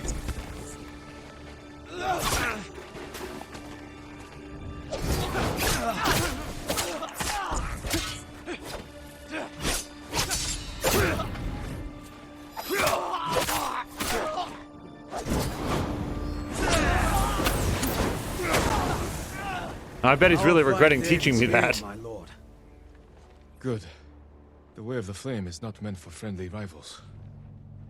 I will wield it well against the enemies of Tsushima. You have learned the way of the flame. Never forget it is a gift that fell from the heavens, Lord Sakai. Hold on, I think the storm broke. Look, it's not as foggy and snowy anymore. Okay, while holding R2... Wait, R2... Yeah.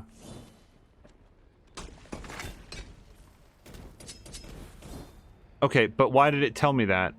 Way of the Flame, while equipped, uses incendiary oil to set your katana on fire, allowing you to burn your enemies. Wait, how do you... Oh, it's... Sorry, it's over there on the left. Got it. Okay. Okay. I'm concerned that I won't remember to do that, but at least now we know that we can. And I think that it's no longer snowy and dangerous to travel.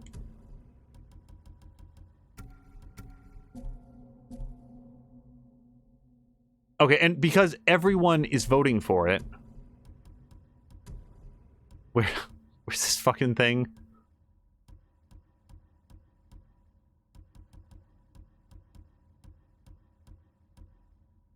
No. No, we can't wear the healer's headband. We can't wear the Forge Master's headband. Not the Betrayer's hat.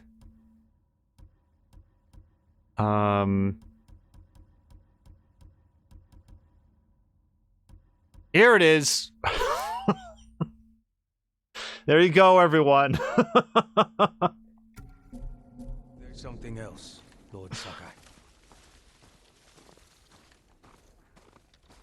This is how much I respect your dojo. This place isn't what I expected. My ancestors trained in the way of the flame here, free of worldly distractions. What of yourself? I live to share my teaching with those who deserve it. Another may come who needs the way of the flame.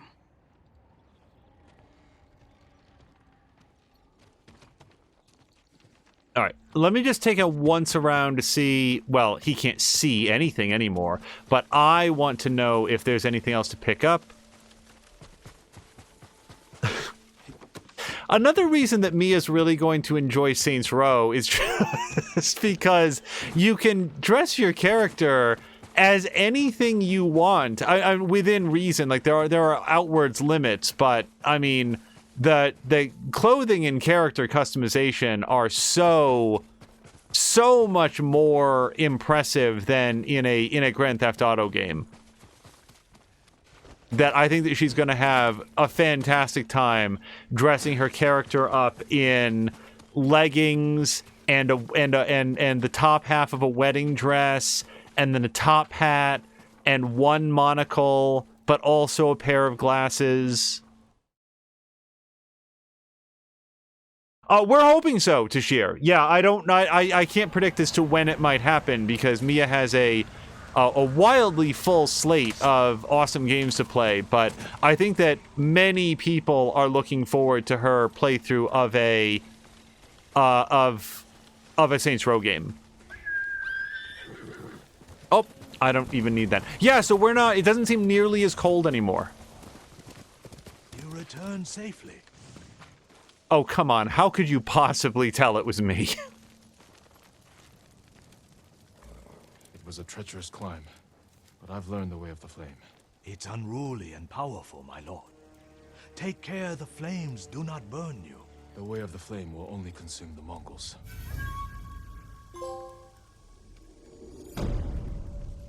So that's what an achievement looks like, or a trophy. So that reminds me, we are going to have to turn that off. If you've ever wondered why you don't see trophies pop when I've played this at any point, it's because we've had the notifications turned off. Because this is like a super weird quirk for me. I don't care very much about trophies, but I do care about not having the interface pop up when I'm paying attention to the game. So we're probably going to turn that off for the next stream. Purity of War. Let's take a look to see what this is. It looks... Yep. Yeah, that face mask is not very impressive. We're gonna wear this dumb garbage can on our head for a very short amount more time. Wait, what is this? Is this a new color? I think it is. Ooh. Yes. Oh, that's gonna go well with our yellow thing. Well, actually, not really. It'd go really well with like a dark colored outfit, but we're gonna wear this for now. So, do we think that I can now get to the shrine? I'm gonna test it right now. Also, we've equipped our fog song. I want to see if we can sing a fog song. That's not a... no.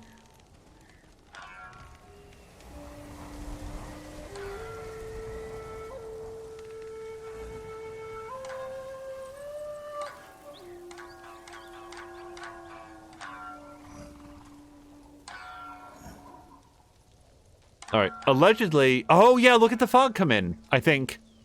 I think it's getting very foggy. It's less sunny than it was a moment ago.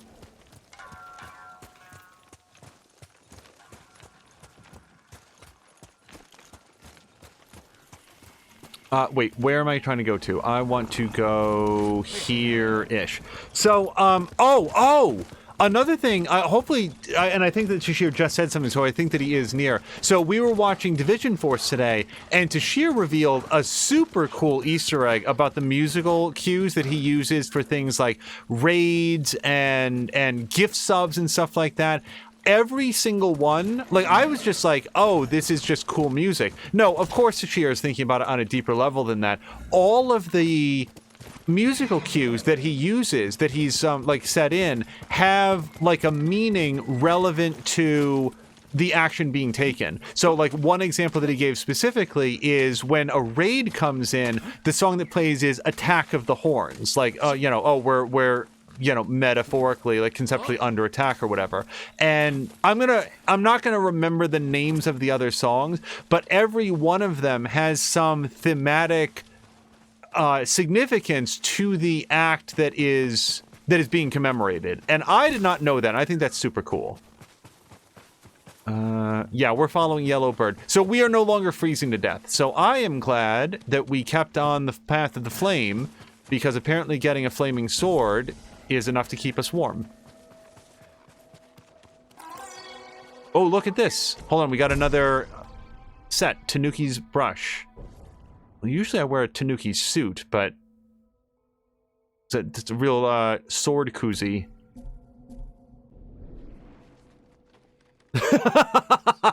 Patik is saying it's the basket that keeps you warm. I'm not gonna lie, I immediately forgot that I was wearing it because I was thinking about Tashir's stream today. Also, you know what? Because and people are no longer gonna believe this because I've been talking about it for so long, but we are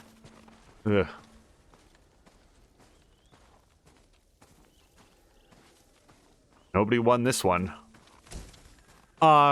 We are really looking at, because what happened is Phoenix Point is now on sale on Steam. It's the year 1 edition, and just seeing that game makes me wistful and earnestly interested in playing. Oh, can we kill these guys? Hold on, we have to kill these guys with a basket on our head. Yeah, I'm just gonna wear this outfit because I don't want to put the basket on other outfits. But yes, let's get up behind them. What I was going to say, where I was going with that, is that we actually have a Madam Carter citizen, a duplicate, they're called, in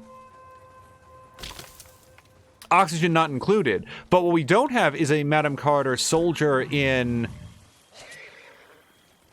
XCOM. So we got to get on that for that video. Oh, I bet you didn't expect to turn around and see this.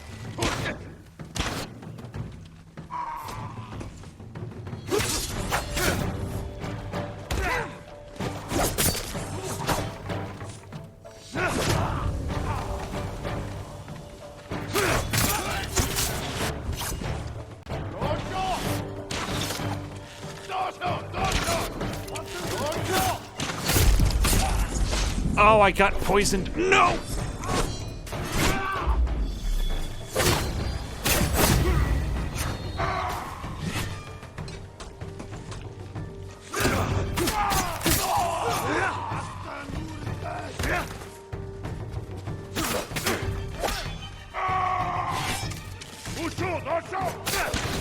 No, no more poison, please.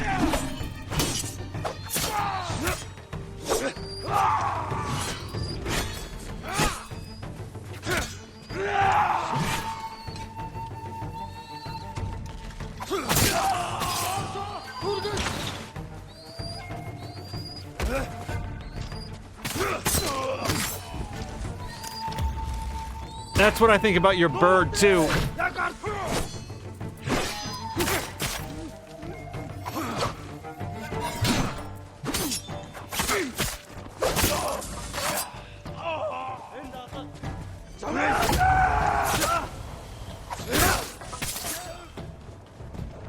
Wait, I feel like there's one more. Oh, no, that's just that guy. And thus the legend of Basket Face was born. Hold still. You saved my life, Lord Sakai. neighbor believe the terrible rumors people are spreading. Is there anywhere he can go? I don't know, my lord. I was traveling the roads when I stumbled across their nearby outpost. The bastards are capturing anyone who tries to pass. I'll clear the road. Stay hidden. Like, what even keeps it facing forward? Oh, God.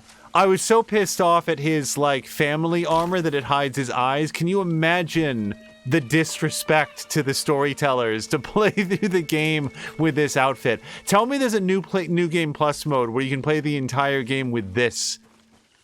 Jin Sakai sitting in prison after betraying his uncle's trust and his family crest, and he's still wearing this in prison.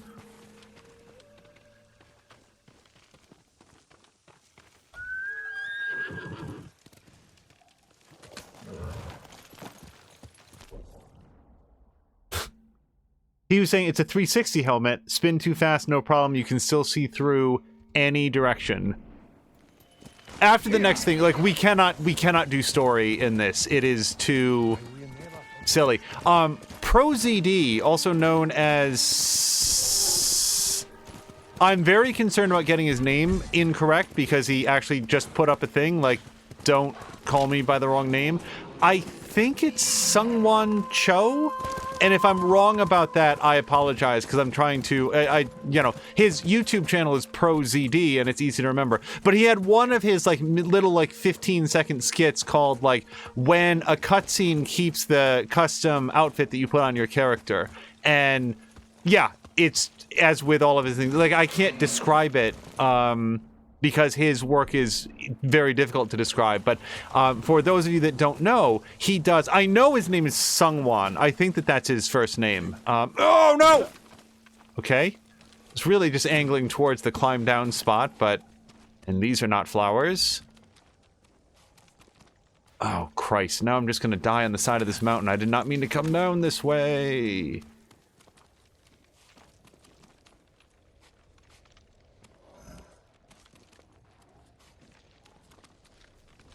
Now, every time I'm like, I can't, like, I feel like I have to wait for a second, I have Mia's Reese's song in my head. We have to do something to get this out. No! This is all bad. Hold on a second. I don't know how to get down. I think we have to go back up, actually, because I don't think that we're meant to be here. No. Okay. We should make an ad. We should make like a commercial. We should make it into an actual commercial theme. Go up there. Okay.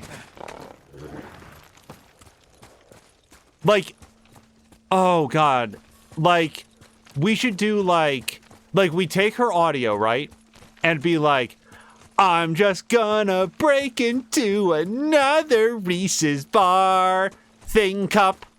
Yes, that's right. The all-new Reese's Bar Thing Cup. Creamy milk chocolate and smooth caramel smothered over our brand-new crispity-crunchity flesh membranes from our all-new Antarctic facility. While I'm waiting for the coppers to go by. Oh, that's right. If you ever find yourself being unjustly sought by the police, just pop in a Reese's Bar Thing Cup, and we guarantee they won't be able to recognize you. Because they can't see me if I'm... The all-new Reese's Bar Thing Cup. Coming soon. Everywhere. Doodly-doo. Like, we'll get Tashir to do the voiceover and everything. We should do this.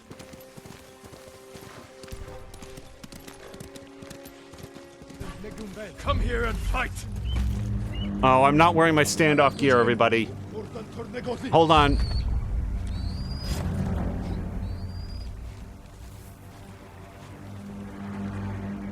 Basket!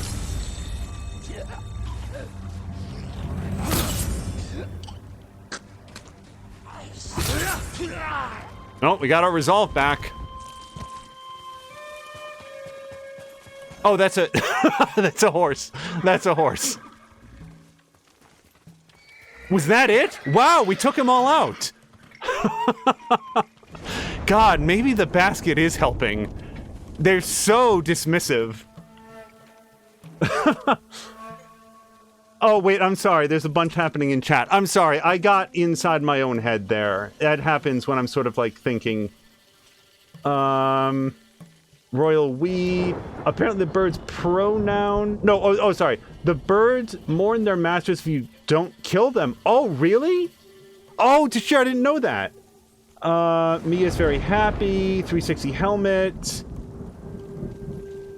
Especially if you've got the purple weapon. Oh, it's the best in Saints Row, being in a ridiculous outfit and having a cutscene trigger. Yeah, it it has to happen. And also, hello to Aleknax. Oh, Aleknax is so... Oh, don't worry, Aleknax. We're gonna lose the helmet now. I live to serve, but also I don't want to wear that helmet anymore. This is very much our... Yeah, we're gonna go back to this for now.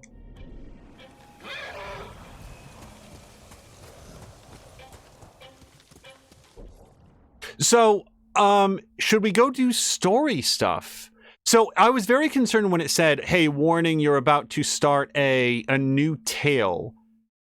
But maybe that's just like you're going to start a new like main mission, and that's fine. I'll tell you what, let's go over to Mountain Pass and get 10 steel.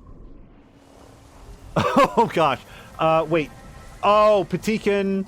Oh, Patikin's leaving now because no more helmet. Here's the thing. I don't... Oh, wait, we never made it here somehow, whatever this is. We never know when we're gonna go into a cutscene, and I just can't... I cannot abide that helmet in, like, Jin's uncle walks up to him and says, like, you were my son. And Jin says, Uncle... Uncle, I could no longer follow your ways. Your ways are... No, Jin, that's not the way that I raised you. I never meant to take you into my house. I never would have done this if I'd known. Uncle, I cannot listen to you anymore. Draw your sword and let's have it out. Oh, God. It'd be Uncle Shimura versus Kenny from South Park. Do you know at least in some scenes, you can discern what Kenny is saying? I don't want to say all of them or even most of them, but there was one particular one where Cartman was making fun of Kenny. Maybe everybody knows this, but Cartman was making fun of Kenny for like being on food stamps. And for whatever reason, I ran the scene back a couple times and you could like, Kenny was saying actual words. They were just so muffled that they're very hard to make out. And he was saying like, I can't afford any food if my family doesn't have food stamps. And I always meant to like look at more episodes of South Park to see like, are there other examples where you can make out what he's saying? But kind of lost patience with South Park. That's a different topic. Oh, and hello to Azaric. Wait, Azaric was here much earlier as well. Azaric is really good at lurking. Like, just when you think, like, oh, Azaric must have gone, he's like, you know, he's still here. You're saying, yeah, he's heard Kenny clearly a few times. I keep looking for this question mark and finding embers and... abandonment.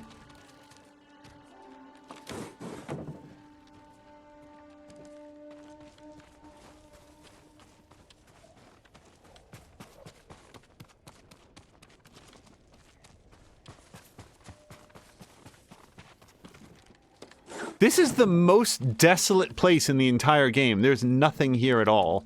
Sorry, I keep looking for what we're trying to find. Azric saying that he's always around. And well, it's always very much appreciated. I have one mutant power. Shadowcat can go through walls. Wolverine can heal from anything. My superpower is I can be AFK at the exact minute when a stream goes offline. And then I don't get to say thank you for the fun stream. Because there are, like, we were watching Diesel earlier. Well, not very closely, because he's playing Valhalla. but we were watching some Diesel. We were watching. Hopefully Drienne is still here because, like, again, to demonstrate that, like, we were watching. So Drienne was playing Raft, and one of the things that we saw them doing was, like, arranging what appeared to be recipes on a bulletin board.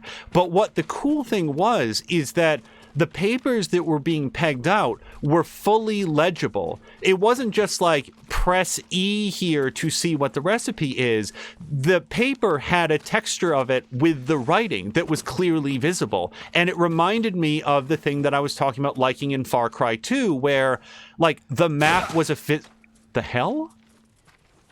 That wasn't that. I pressed circle just so you guys know to roll out of that. Go. Yeah. Oh, you know what we should do? We should go to the trapper and upgrade the amount of incendiary oil that we can carry, because that'll be a new ability. Oh, so anyway, I was just like, I was very impressed by the texture work. Wait, what did we... Oh, it was just a legend storyteller. That's why I didn't see anything that I was going to do. Okay, let's head over here.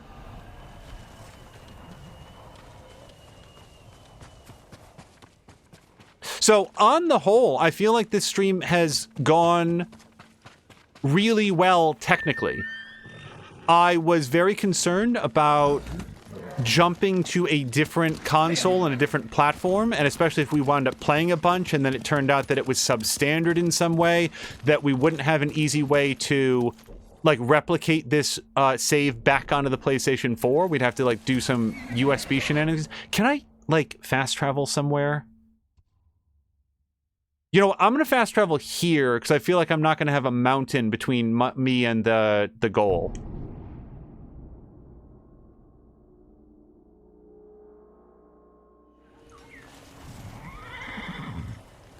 Oh, Drienne made a clip of the ad. No, over here. I just can't get Mia's ditties out of my head. She's very good at inventing, like, little tunes and stuff, and then I go back and I watch those clips a million times, and it does not help get them out of my... get them out of my head. Nope! No, I wanted to collect.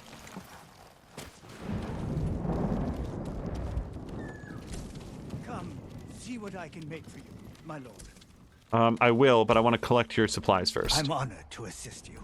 Yes, quickfire upgrades, incendiary oil. Let's look at how many predator hides we have. I am personally responsible for extincting multiple species here on Tsushima. Okay, so now we're all done on that. Should we sell any of our bamboo? Let's go look. Let's sell 29 bamboo. This will do very well. So Aleknax is saying that the stream keeps buffering for him. So Aleknax, what that probably is that, and he may not be able to hear this, but Come back sometimes when we stream, Twitch does not give us the transcoding options, which means that the only way to watch this right now is at 1080p, 60 frames per second. And if you're watching on a mobile device or don't have like a good steady internet connection like other people using your internet, it'll do a lot of buffering. So my apologies for that. That is that's a Twitch thing, unfortunately. And it is very disappointing to us when that happens, because it means that like people who would potentially want to watch can't.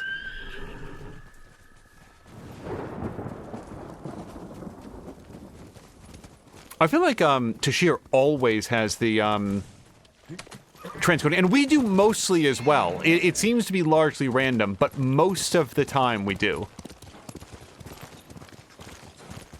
And then you can dial it down to like 144p if you want to.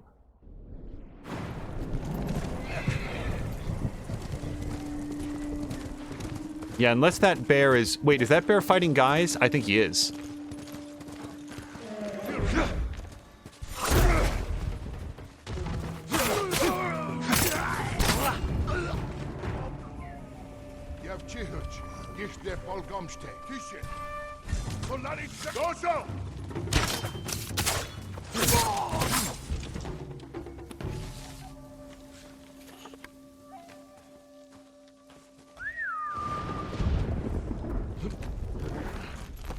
But also, oh yeah, but we also got to watch some of He Who Dies play Star Wars Squadrons earlier, and I think I'm pretty much sold on that game. I don't know if Mia, Feecrest, Fox Eyes, if others are interested in trying that co-op at some point, but I'm feeling like if that goes on a similar sale this next Steam holiday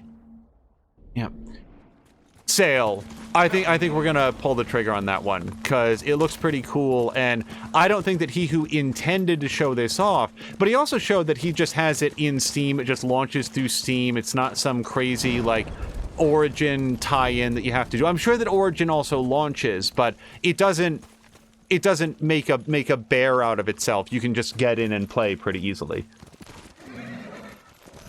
Okay, so we are going to do some ghost maneuvers. So I'm going to go in here. We're going to switch to his ghost armor, which is not yet fully upgraded, and I should have done that when we were in town, but whatever. And let's just take a look. Staggered enemies have a chance to be knocked down. Enemies burn, catch on fire. That's right. Yep. Status effects last longer. Yes. Yes, and yes. Okay, so we can do really poisonous arrows with this outfit now. Also, okay, this outfit is darker than I feel like the last time that I looked at it, and that might be a new thing, because when he goes in here, he's basically just a silhouette. Interesting. Can I change his sword kit?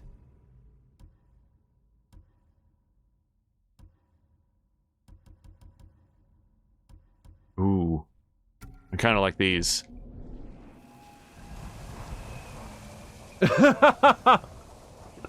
Me is asking, is there... So chat just reloaded, by the way, so we might have missed something. More Than Me is saying, is there flying in Star Wars Squadrons? Oh, and Alec Next says yes, and that's the whole game. Yes, but Mia, it's space flying, so you cannot fall out of the sky. It's all just outer space. So instead of, like, crash landing, if the canopy breaks, you just suffocate to death. I am the stealthiest man in the world.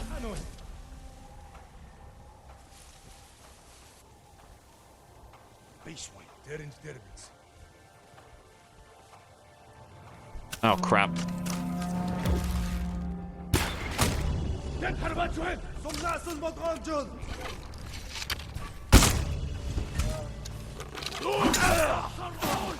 Okay, well, stealth time is over.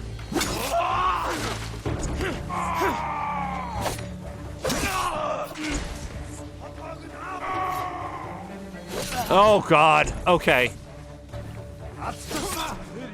Could everyone stop stabbing me for 1 second? My goodness.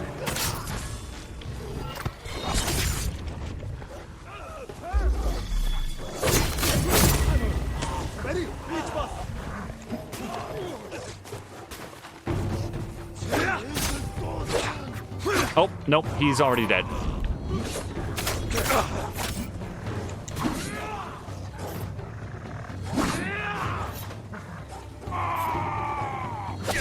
Okay.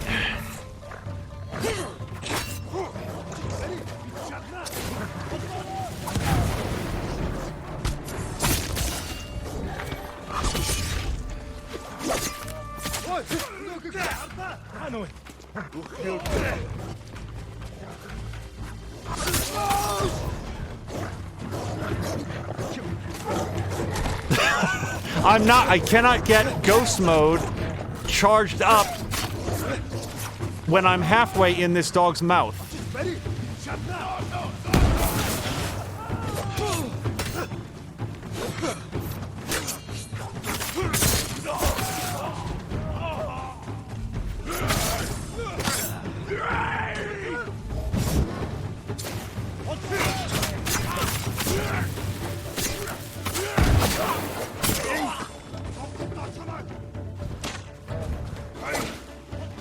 Dog, dog, dog.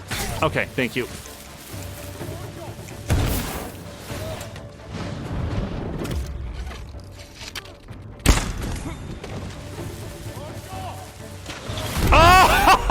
Oh!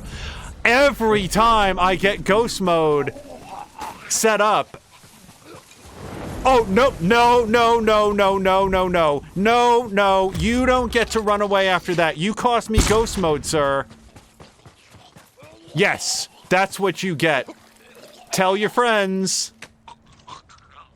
Oh, I guess you can't really pass that message along. All right, well...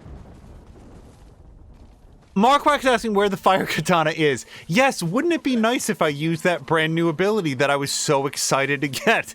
It would be of interest to make use of that someday, and that would have been a fine opportunity, and I didn't do it.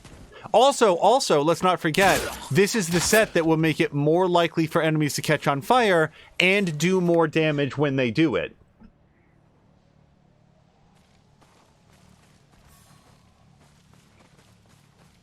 I think poking stick enemies are the... Oh, sorry, I was reading, Patikin. Poking stick enemies are among the most irritating in the world. Boy, this is a menacing armor set, isn't it? I feel like this is what Jin puts on when he's like, hey, I was thinking about inventing a new kind of guy named a ninja. Oh, Mongolian artifact, okay. Genghis Khan authorized the use of paper currency near the end of his reign, but many areas of the empire continue to use coins for investment and trade. Under Manga Khan, a universal measure for currency based on the suka, or silver ingot, was implemented. Foreign subjects of the empire are still allowed to mint coins in the denominations and weights they traditionally use. On that note, by the way, let's... No. Go here, and Traveler's Attire. Oh my gosh, Marquak, thank you so much for the cheer! I would feel more deserving of it if I used my fire katana. But we'll endeavor to do that next. I'm gonna go find somebody to light on fire. I've been wanting to light my katana on fire for like 18 episodes now. Since the very first guy that did it, I was like, am I gonna get to learn to do that? And also, let me just say, I am very appreciative that Patikin did not spoil that at any point, nor did anybody else who has played the game. That was a genuine delight to discover that in this game. We just have to put it to use. And thank you, Marquak, for reminding me, because honestly, I think it would have been the next episode before I remembered it.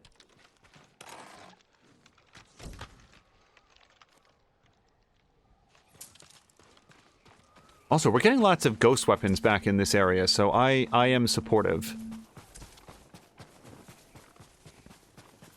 Oh, and here's one of these weird-ass things. Look, the building with no doors. It's just made of hay. Here's a useless fact for everyone. Straw does not burn. It will molder, but straw actually makes a really good... Actually, Chivalry probably already knows this. Straw makes a really good insulator for your house, because it's not like fire retardant or anything like that, but it will do a reasonably good job of not burning and successfully insulating for heat.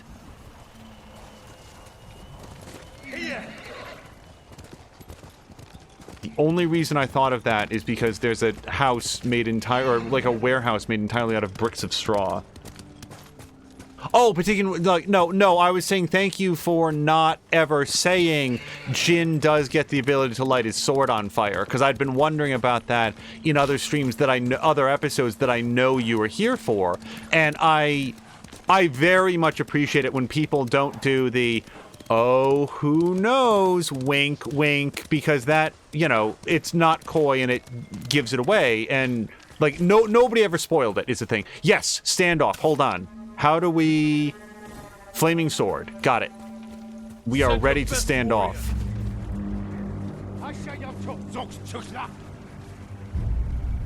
Oh, I'm not going to be able to do this. Patikin is poking stick guy.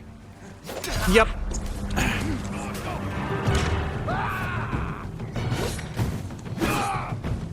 I want to get multiple dudes. Guy, dude, why are your friends just hanging out in the grass?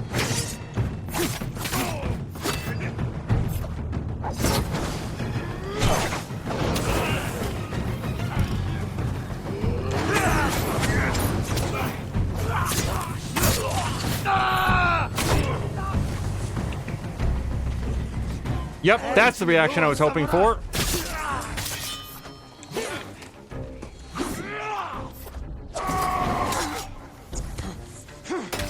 Oh, he put out my sword by stabbing me. My blood splashed all over the sword, and as a result, it immediately went out. Oh, that didn't kill him! Wow, okay. You deserve more fire. Where's your friend?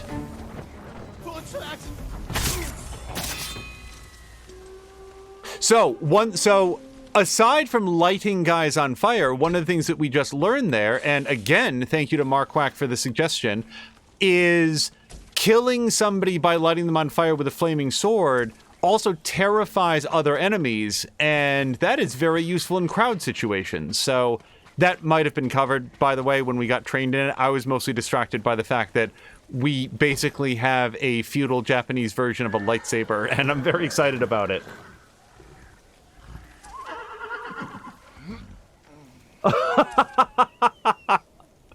So, He Who Dies requested a new quote, "I want to get multiple dudes," and by a sheer stroke of luck, it is quote 69.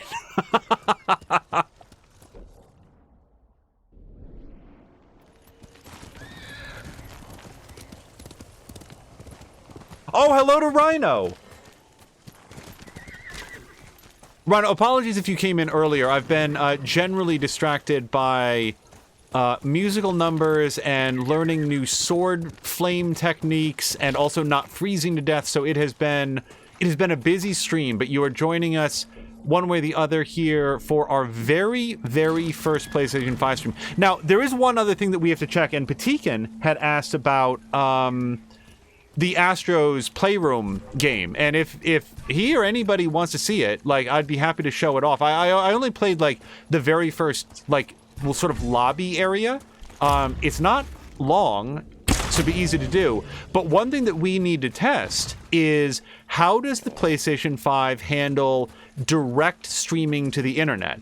Because what we're doing here is the same as we always did before. We are streaming it over to the PC and then streaming it to the internet from there. And so far, it's working like a champ. It will be interesting to see if it does a better job of streaming directly to the internet than the PlayStation 4 did. And the way to test that will be to play something that is not this, so that it doesn't interact with the, like, interfere with the quality. Hold on, I want to see what this looks like.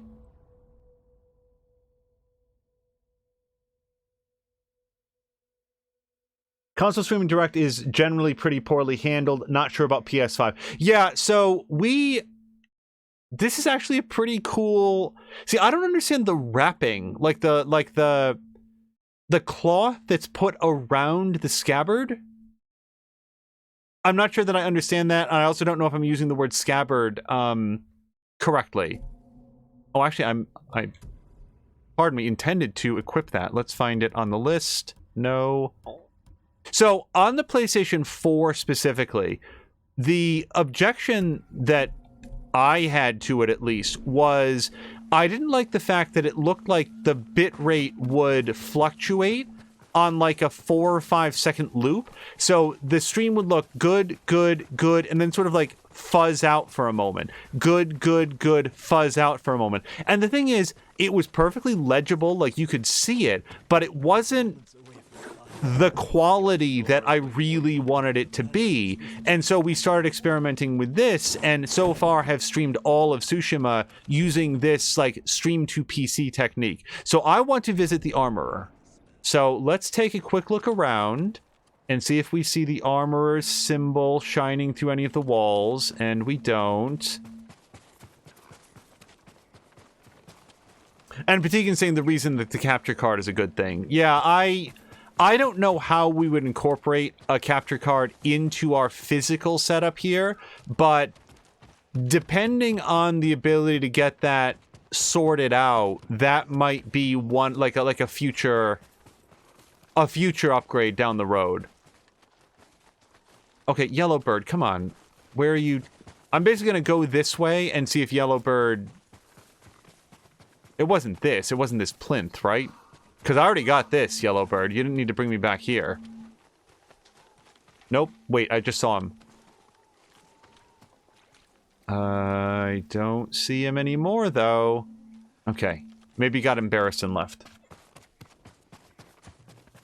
Fatigue saying just plug the capture card into the monitor, PC, and console.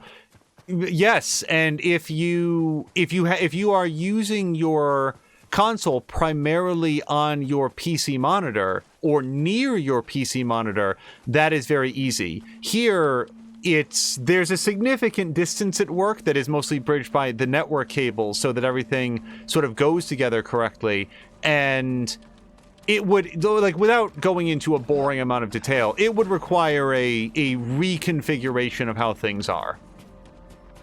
I'm gonna go up here. I want to see if the armor... Yeah, I bet the armor is up here because we can see the swordsmith. We can see the merchant. We can see somebody's thinking about talking to us. Over here.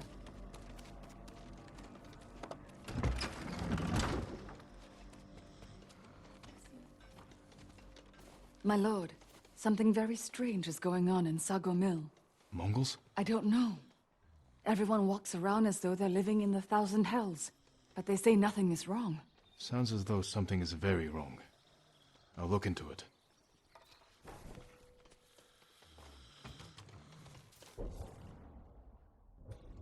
Oh, but no time soon. I feel like this area might be somewhat smaller. No, maybe not. Maybe not. No, it's just a different shape. I was about to say somewhat smaller than the other areas, but no, it looks like just as large. Batin's saying, doesn't your monitor, like, have multiple connections? Yes. The thing is, it has multiple connections at the opposite end of the room. So, oh, there's the armorer. So, at issue is we'd have to get a very long HDMI cable, which is doable. But then it would come out primarily on the monitor and not on the, like, the large television, the HDR compliant television that we're using now. So there would be a trade-off is all. So we can get our final arm. This lady is really getting in the way of my armor. Hey, power jogger, get out of here. Hold on a second. Goodbye. Yeah, you... If poisoning those Mongols saved lives, that's all that matters. I agree with you.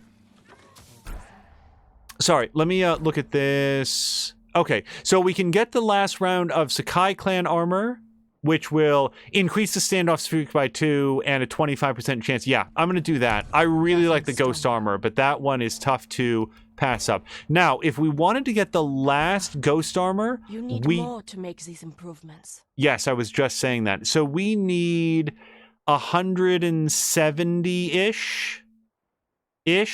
I'm not very good at math, but give or take. Give or take. And I don't have enough bamboo or whatever to sell, so I think that we're going to have to swing back for that. Oh my gosh, hello to Ricardinho. Ricardinho, love the new webcam. Stopped in and saw you were playing some FTL, and then before that, something else that I'm forgetting. But yeah, the new webcam looks great. Congratulations on that.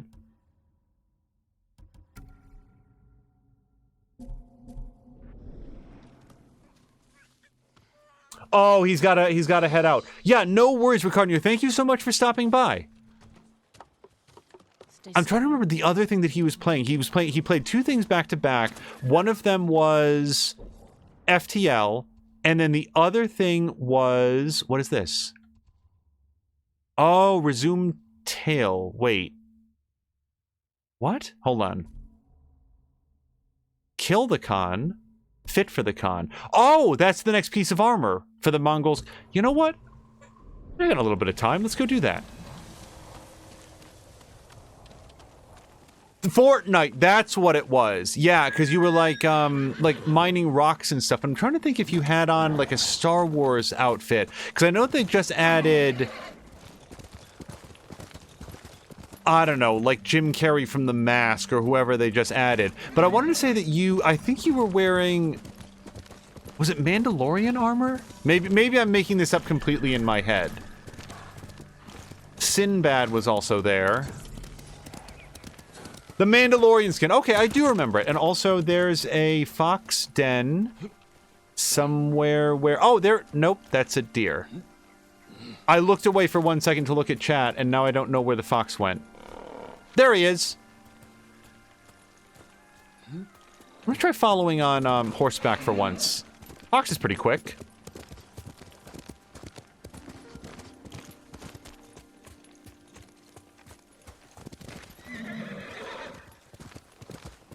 Also, I know of other streamers who got, like, the PlayStation 5, and due to the way that the PlayStation outputs its audio, others have encountered some issues getting sound in their earphones and also going through their capture card. And I don't know a lot about the details, but the way that we have it set up now seems to work pretty darn well. So we're probably gonna stick with this for now. Ricardo is saying they also have Baby Yoda as back bling, and his ship is on the map as well as his jetpack and sniper as...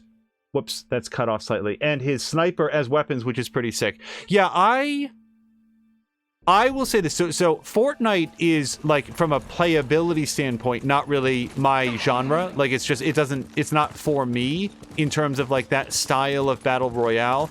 But even someone like me who's not really into Fortnite has to acknowledge the fact that they keep that content moving. They always have something in the works. They turn over content a lot faster than a lot of other live services. I feel like when people were really, really into Fall Guys, they were sort of expecting a similar level of new maps, new content, new skins, like something that was like on a pretty steady churn. And when that didn't materialize in the way that they had wanted, I feel like Fall Guys is less popular than it was. Fortnite, on the other hand, continues to be wildly popular. Are these Mongolians? They really look like it. Let's put on our armor that we upgraded. We just did this. Sakai clan armor. And let me also check the charms, because I don't remember what we did and did not change around. Slowly recover up to 2 resolve while in combat. I'm pretty sure I put that on when we were in the duel. Might take Charm of Fortitude instead.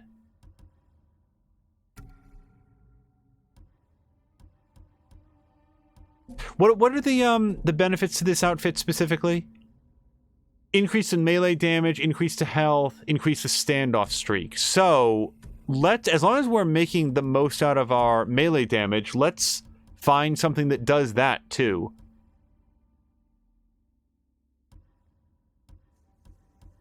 Because we got some in here that's like a moderate increase to melee damage. Yeah, so there's one. Let me see if there's anything else in there that we...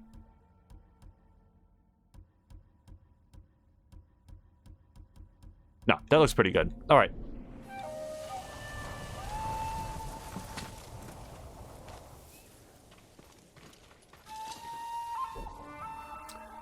He was saying that he has a Razor Crest hanger and a Baby Yoda bobblehead and a Mandalorian graffiti paint color for his stuff in Squadrons. That is... Yeah, I saw some of your, dashboard cockpit decorations, which I thought were pretty cool. Let's try to do a standoff. Roll your blades!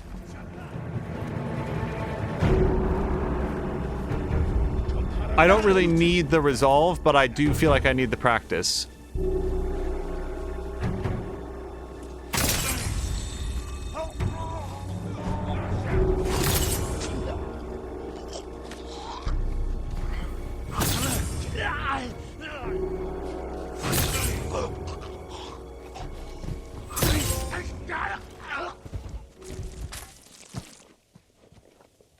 All right, I feel pretty good about our practice. Look at this! Oh, that's great! And that was an achievement, or a trophy, as you all learned at the same time that I did. Fox is saying that she was planning on playing it anyway, but if they're pet foxes... Oh, is that Valhalla? Yeah, I know that, hold on, now we have to... I'm not going to stand off these guys, but I am going to murder them. Because otherwise they're going to see their friends and feel sad. So if you think about it, I'm doing them a favor. Yeah, I know that Fox Eyes is also a big fan of the Assassin's Creed series, and I will look forward to her thoughts on... No, there's more guys. Jin.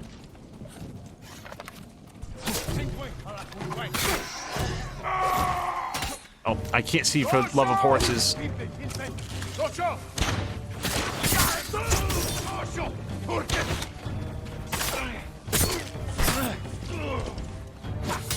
But, Patikin, who was playing... Was that... See, I'm terrible. Immortals.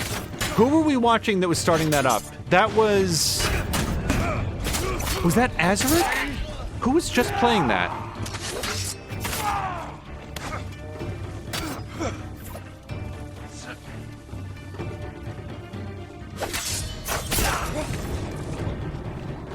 Haseo! Thank you, Tashir. Yes. I didn't want to look at it too closely. It was Haseo. That's exactly who it was. I don't remember killing that horse. I'm gonna say that one of those guys killed his own horse in a fit of terror. Because I don't want to be responsible for that right now.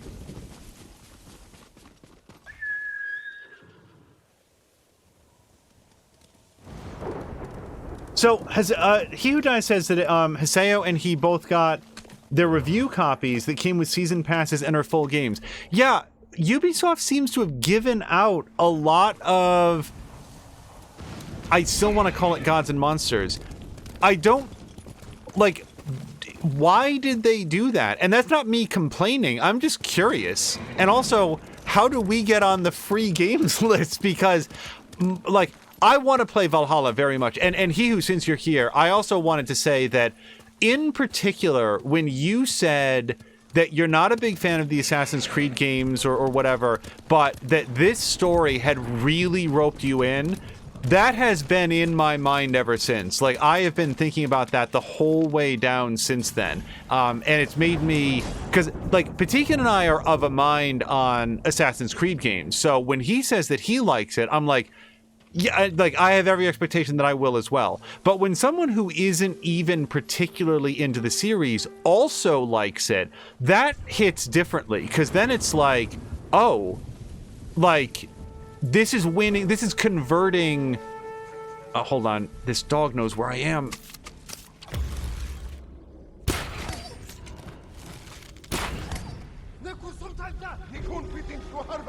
Oh, it's one less mouth to feed. Chill out.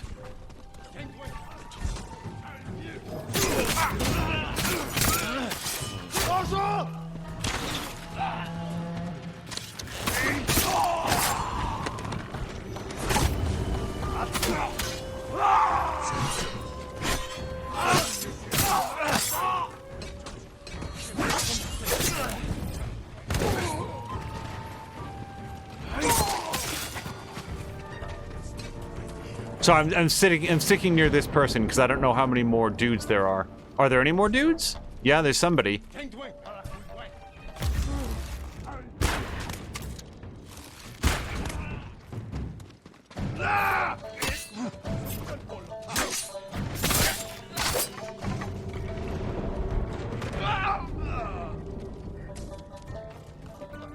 But, oh, sorry, I didn't finish the thought, which is just that, that notwithstanding, there's something about Immortals Phoenix Rising that once you can get past the spectacularly stupid name, I really want to play that game.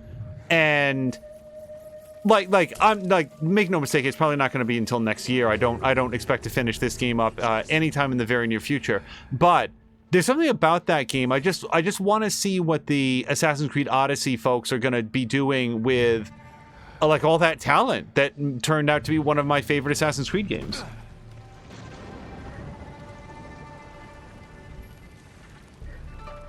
Oh, so Patikin's, he who is saying that he applied for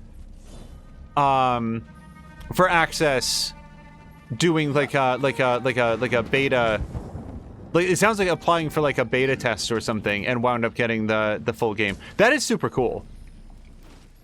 And also answers the question that I doubt that I'd be able to participate in a beta test in any sort of meaningful way. You know, the time that we have for gaming is basically spent with you guys doing this, and I wouldn't be able to offer very good feedback if asked to sit down with something under an NDA and assess it, do a bunch of tests. Dude, I don't know where there's any other enemies. Right here until they're dead. Okay, who are you thinking of, though? Because... Oh! This building is swarming with them. My bad.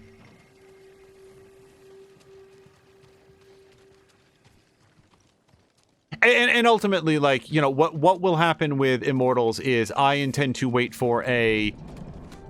The thing about Ubisoft games is, for better or worse, they drop in price very quickly.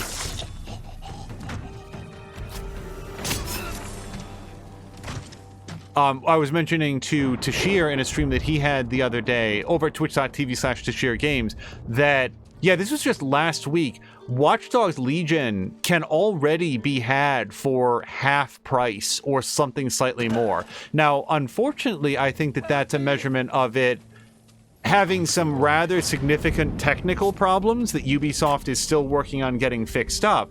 But My prayers have been answered. Be careful up there. I would not feel good about having dropped $60 or thereabouts on Legion and, like, 2.5 weeks later having it be half price. Now, the PC version didn't quite hit half price unless you, like, sacked it with a couple other discounts, but the console version did. Imagine being the person who bought a PlayStation 4 or PlayStation 5 version of that game, and I think it was the, is there a separate PlayStation 5 version? Anyway, also, what is this?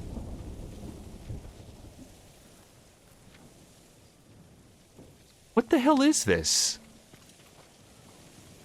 Is this like whale blubber? Where are we? Whaling Village, okay. I wasn't paying attention to that. I was like, what the hell? This is not a fence. Okay, everybody knows what I was looking at. I was just trying to figure out what on earth this material was.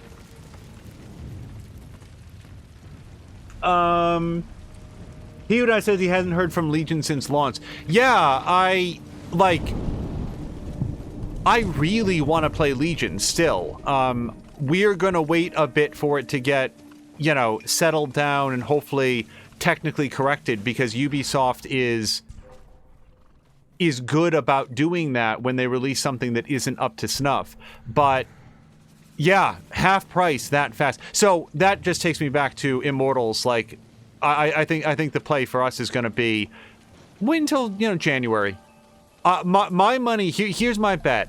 I will bet. Well, I'm not actually going to bet chat. Oh, yep. No, you have to stop that. This is an unofficial bet, but like a bet for nothing. I'm betting. Hold on.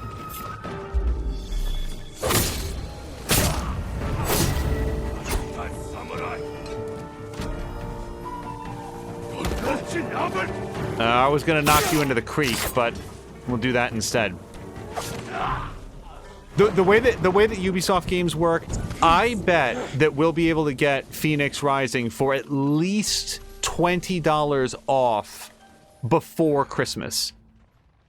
And that's sort of what I'm waiting for. That game hits a like a $40 price point, maybe $45, and we'll pick it up then.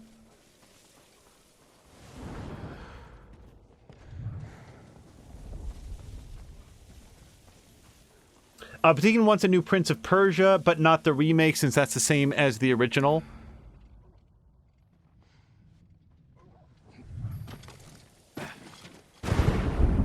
And Patikin, sorry, he who is voting for start it completely new. Sorry, I was hoping that these folks would come outside, and they're not, so we're gonna go in to visit with them.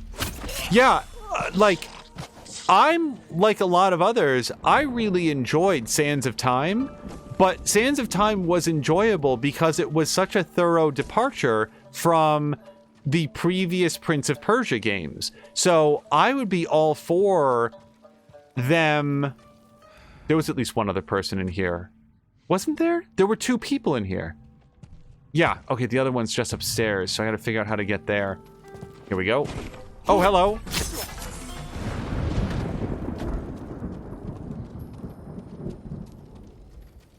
I would be all for them saying, let's not do Sands of Time, let's not do a Sands of Time alike, let's do something entirely new with this franchise, because creativity is infectious, and once they do something brand new with it, then I think that we'll get, you know, I think that exploring new areas and ideas is going to have a lot more appeal to people than trying to recapture former glory.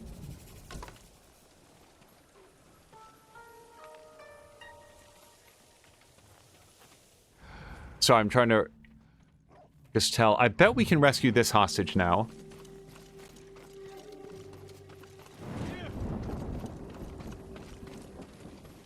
You'll be free soon.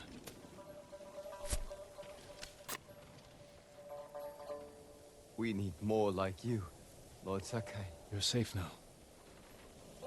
Prince of Persia, so Sands of Time specifically, was actually one of the earliest points when I started to realize that, not realize, but I really processed and accepted the fact that my friend HW treats tutorials in games as a test of his faith, and like they are a pack of lies. Like HW appears to believe that tutorials in video games are a trick set up by liars to make him look foolish, and therefore the way to treat all tutorials is to disregard anything and everything that they say and try to get around them.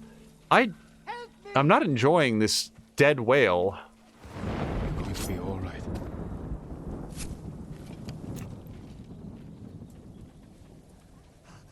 Free at last. Go, and stay safe.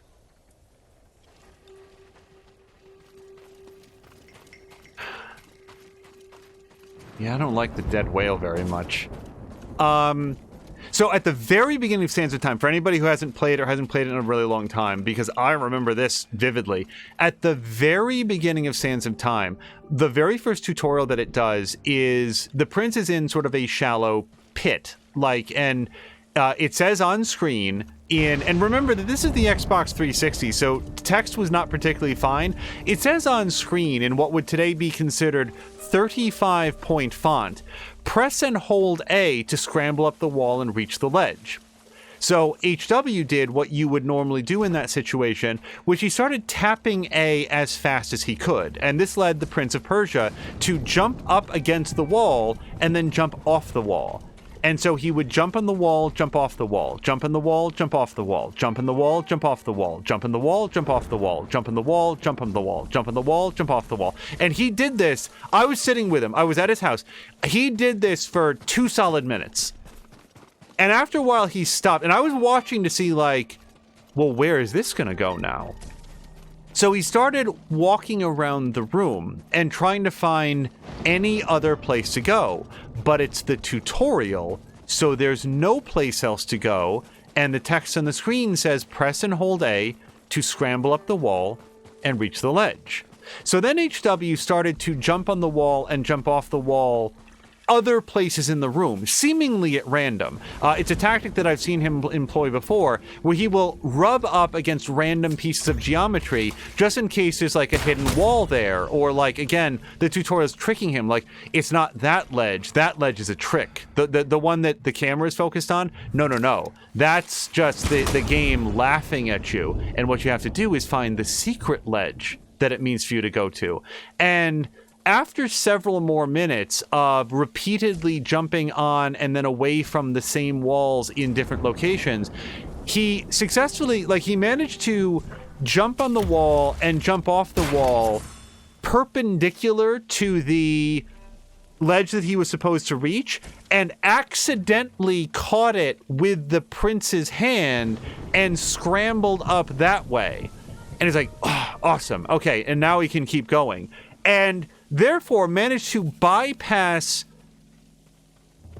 the tutorial without ever successfully doing it. So then he reached the next room, but the text on the screen still said, press and hold A to scramble up the wall and reach the ledge. And then it didn't bring up the next tutorial message, which, as I recall, was hold A to run along the wall, and to sort of the prince can sort of run along the wall, right? So it does not say that.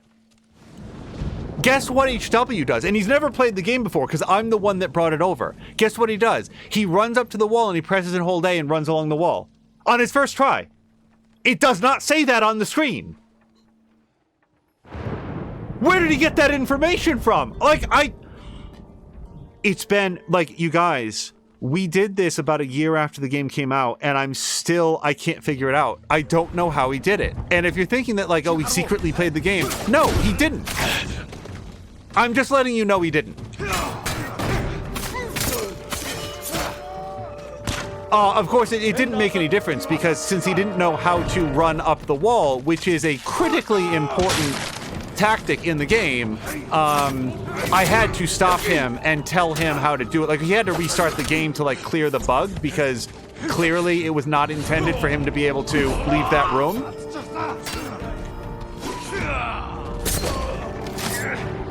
But I've asked him about it since then, and he insists that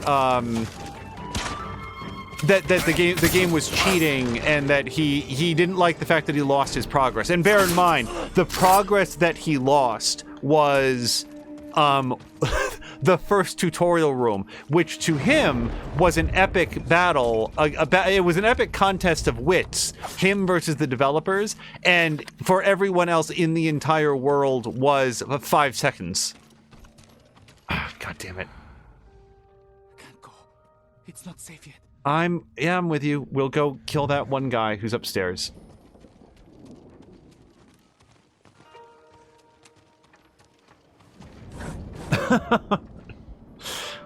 Sorry, Feecrest is enjoying the story. Yeah, no, there's a lot of, like, if it were possible, we would do a series called HW versus Tutorial, and it would be similar to Assassin's Fee of just playing the beginning of games, but it would just be the tutorial section of every game, and we would time out how long will it take HW to make it past the 3-minute tutorial at the beginning of the game.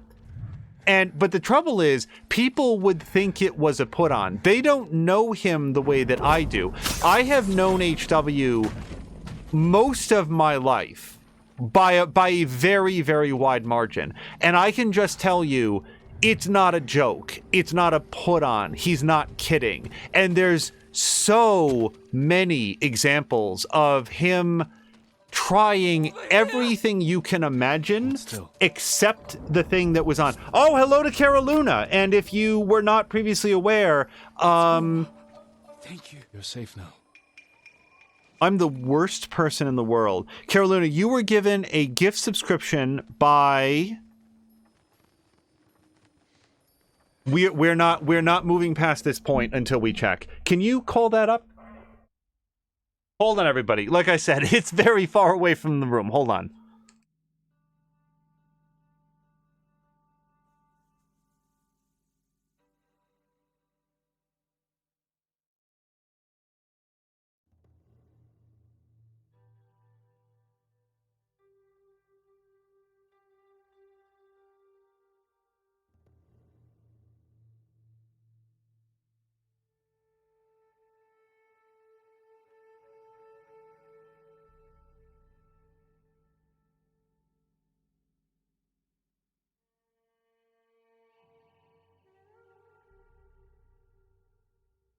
No, I don't see it either. That's... Okay.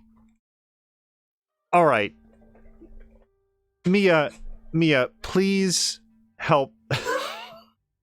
Who gifted this? Who gifted the subscription? I'm the worst person in the world that I cannot remember this. Granted, it's been like 2 hours, but also it's only been 2 hours. I cannot believe that we've forgotten this.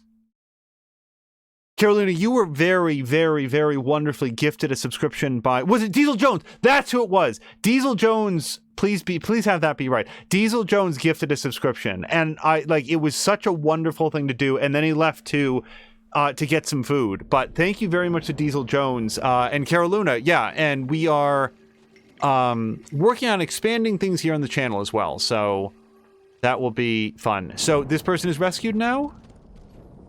Oh, I didn't kill anybody with a hallucinating dart. I forgot that was a thing. Diesel Jones, Mia is confirming. Yeah, we went to like scroll back and just I don't know where to look, and it's difficult to do very much on the PC without risking disconnecting the thing. So yeah, so Carolina, Assassin's Fee was a series which may yet continue someday, where Feecrest would play. The challenge was to play. Feecrest dislikes the Assassin's Creed games, so the challenge was Feecrest would play every Assassin's Creed game. And I think this has already been explained in chat, but for anybody who watches this in the archive someday later, play every Assassin's Fee game for Assassin's Creed for either 2 hours or until hitting the title card, whichever was longer, whichever one took longer. And it was an interesting journey because it turns out that, like, I think not Brotherhood, but I think Revelations doesn't, it's either Brotherhood or Revelations, it turns out doesn't have a title card drop. Like, we had to look it up because he was sitting there, he was playing for like hours. No. Okay, that was a taller cliff than I was expecting. But he was playing for like a really long time and hadn't hit it. So it was like, how do we, what's going on here? But yeah, and I think Revelations was the last one in the series so far, wasn't it? So Carolyn is saying, so 2 hours then, ? Well, that depends which generation Assassin's Creed game you're talking about. Suffice to say that there are Assassin's Creed games where the title card takes a while to reach. Let me... Sorry. There's many guys over there. Oh, and we want to kill them with hallucinating darts. Stop. So, hallucinating dart is here. Okay, as long as he doesn't see me and he sees his friends.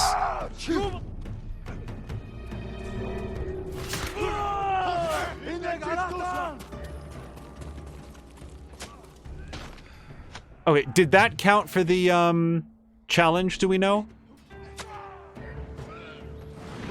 Okay, well, we got one of them. And we shot 2. There we go. Okay, so we got our bonus. Carolyn is asking how many games are in the series. So, that depends on which ones you count. The ones that I count are... Let's see. 1, 2, Brotherhood, Revelations, 3, Black Flag, Rogue, Syndicate, Origins, Odyssey, Valhalla, so that's 11.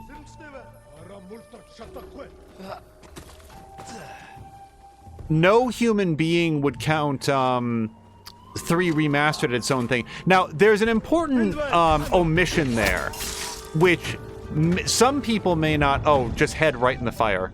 And I get incendiary oil out of it, too. Carolyn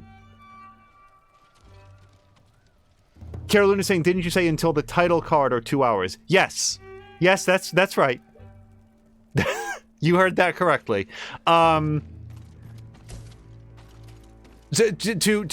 like dispense with the coyness of it, when we say title card drop, not the main menu, the point in the story when the prologue has been completed and it goes Ubisoft. Oh, did I forget Unity? I forgot Unity. Unity's 12. I think I forgot to say Unity. Yeah, because Unity was the same year as Black Flag, and I didn't say that one. Now, the omission there, which not everybody might agree with, oh, look at him lording over the prisoner. What a hero.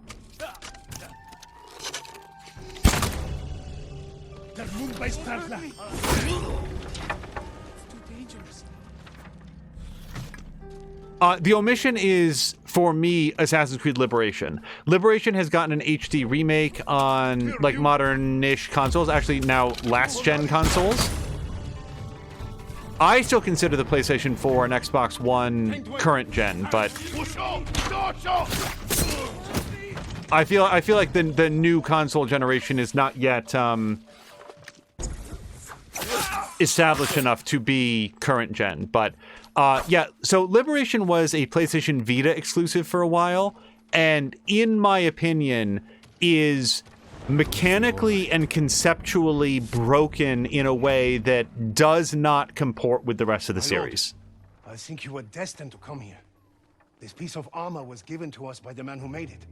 He was fleeing the Mongols. This was crafted for Khotun Khan, but I'll be the one to wear it. Thank you for keeping it safe. Of course, my lord. Okay, so that's our second piece of armor, and it makes way more sense than pulling the boots off that, pardon me, dead guy. And this appears to be the helmet? That's what I think that is. Yeah, you can see like the nose guard and so forth. Now, can I view it? Oh, you can! Look at that! Boy, that's a good quality model. And then here's the boots that we got. That's some sharp model work. Oh, so Cara Luna is asking how many exist for PC. All the ones I just said. Like all of them exist on PC. Now, the quality of the PC port varies from one to the next, because as Feecrest found out, like, your Xbox 360 or Xbox One controller will... like, apparently, like, Assassin's Creed 2, he found, just straight up did not function. And apparently you can get around it by loading a custom Steam controller profile, but, like, that mostly goes to their age, I think. Starting around Revelations or so, the controller ports are I think, on point. The first one I played on PC, natively, like all the way... No, I didn't actually play it all the way through, another thing, but it was 3, Assassin's Creed 3, and the controller support in that was 100%. So I adore the fact that Cara Luna appears to be mostly unfamiliar with the series, because it... Like, so I don't yet know the full breadth of games that Cara Luna likes to play to know whether or not I can recommend one or more Assassin's Creed games to him specifically, but I would say this to Cara Luna.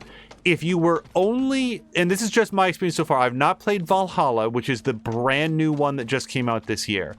If you were only to play one ever of the ones that I have played, I think that Odyssey is fantastic. That is the second to most recent one.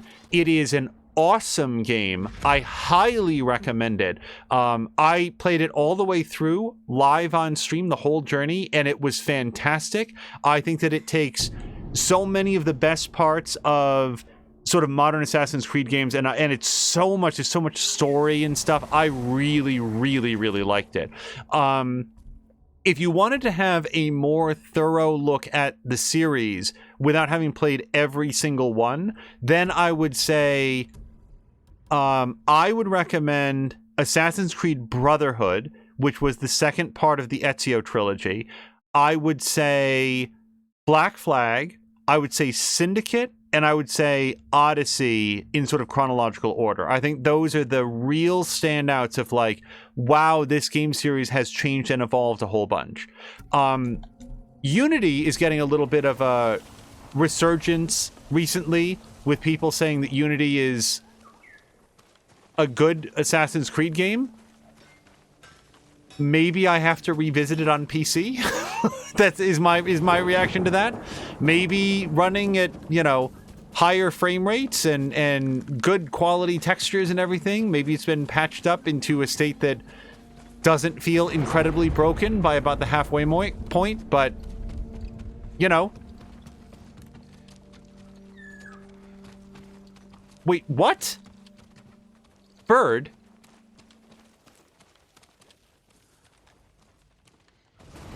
So I'm trying to find where this bird is trying to lead me. Samuel and Hayden go into town in Black Flag to do story missions. And like stalking after someone to listen to what they said. Oh, was the worst. Yeah, so that is one thing about Black Flag. Black Flag has an unfortunate abundance of stealth, like required stealth missions. Is this bird just migrating?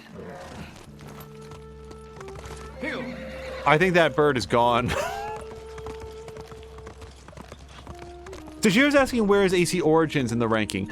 AC Origins is difficult to rank because it was a first swing at a completely different type of Assassin's Creed game. And the trouble for me with Origins is that everything that Origins does mechanically is outclassed by its implementation in Odyssey. And I think that Patikin and He Who Dies might say, and then that is further outdone in Valhalla.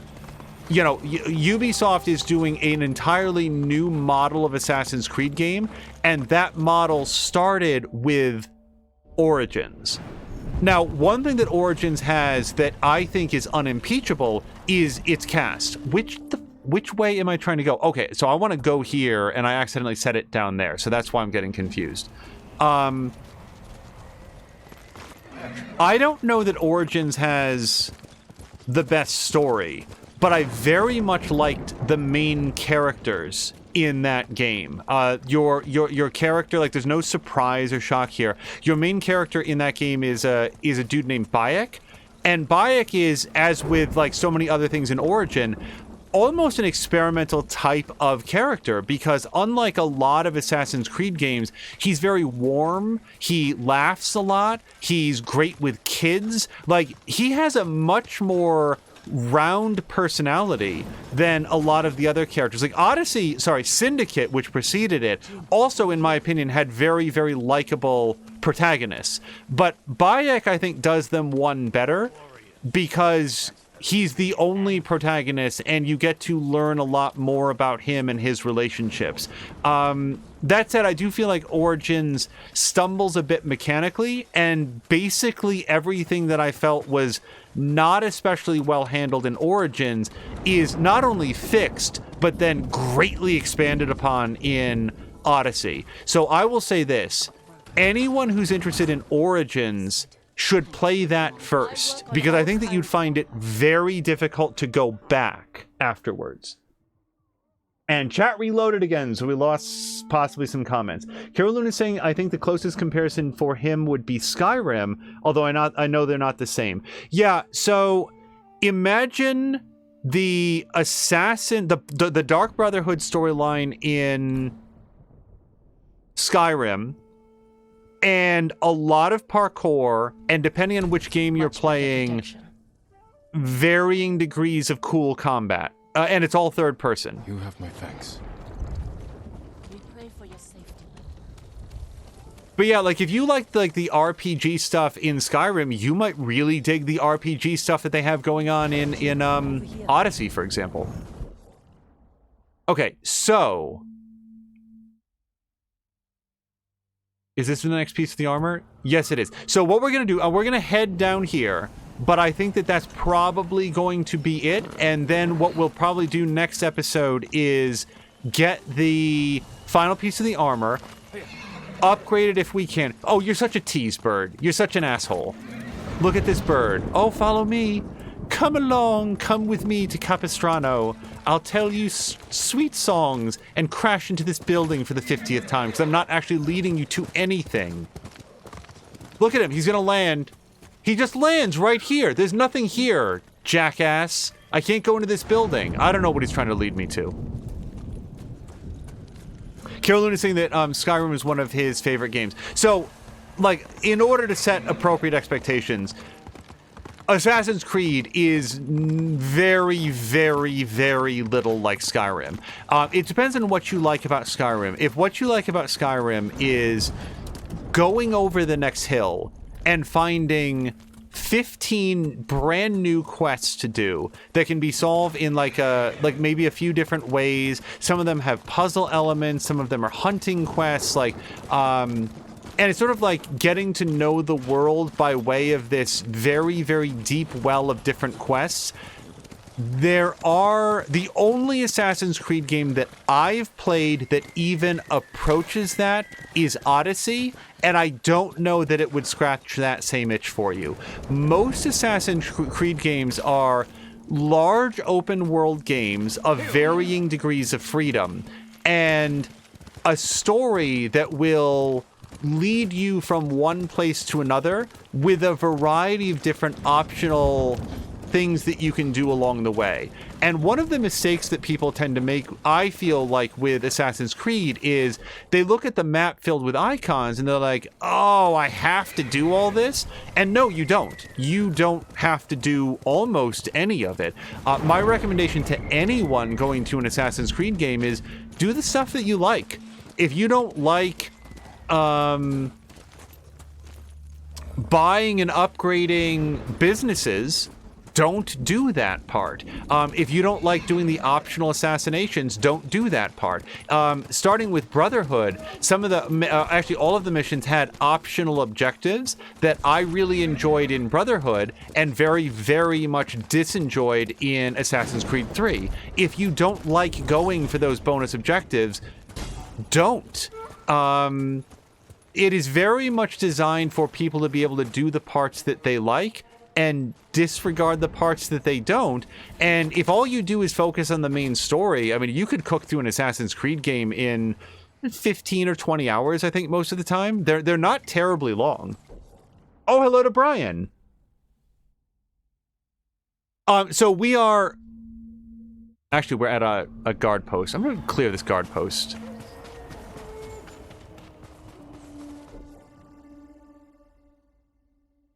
Mia says that the real question on Caroluna's mind is, are there farms to tend? Well, no. There are businesses to buy, and I'm trying to even now to remember if you upgrade them past the point that you buy them. I actually never took off my ghost armor, so we're just gonna ride with this for now. Oh, you know what? You know what? Let's... Hold on. How am I doing with resolve? Oh, I've got all of the resolve. Okay, we're just going to fail entirely.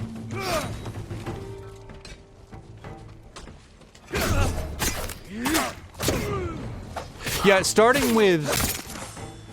I think it's in Assassin's Creed 2, you could buy properties and that would increase your income in... Crap. It would increase your in-game currency income, which helped you to then afford more properties and more...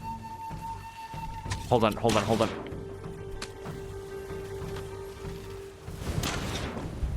Someone is shooting at me, and I actually don't know who it is, because I'm mostly focused on this.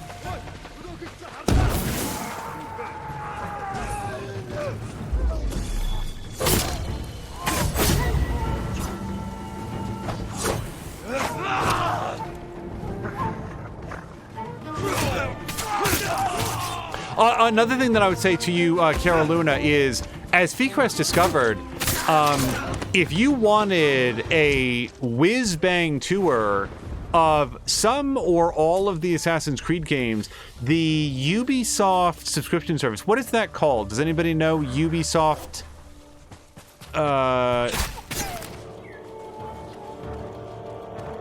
What on earth is it called? So they've got, like, basically you pay... Oh, honest to God, I thought that was a Yeti for a second. I was like, who is this enormous man? Oh no, he's just standing on a ridge.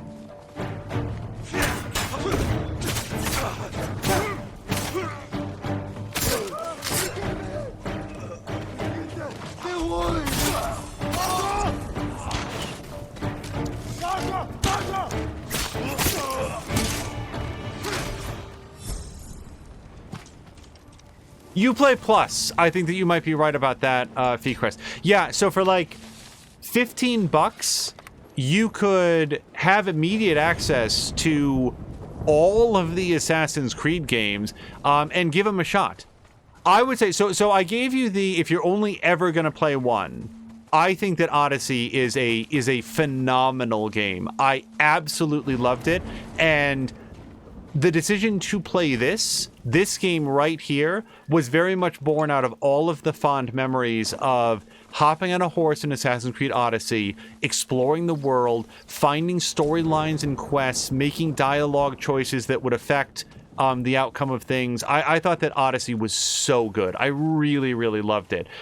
This game has some of that, and admittedly, I think probably better combat overall, but that's no slight on Odyssey. It's just that this is like really, really good combat. So oh boy, I'm gonna fail at pronouncing this, but Hanshru is here. Hello to you. Oh, and thank you so much for the follow as well. Sorry, there were other comments that I missed, because Brian came in. Yeah, unfortunately, no Euro trucks to drive in Assassin's Creed. They're working up to that one, I suspect. Yeah, sorry, Hanshiro, I didn't see you come in. Apologies if I'm mispronouncing that. But yeah, we're just having a quick chat about Assassin's Creed games. Yeah, $15 a month, and you get everything. Just Han. Okay, we will do that. I hope that you are having a fantastic weekend.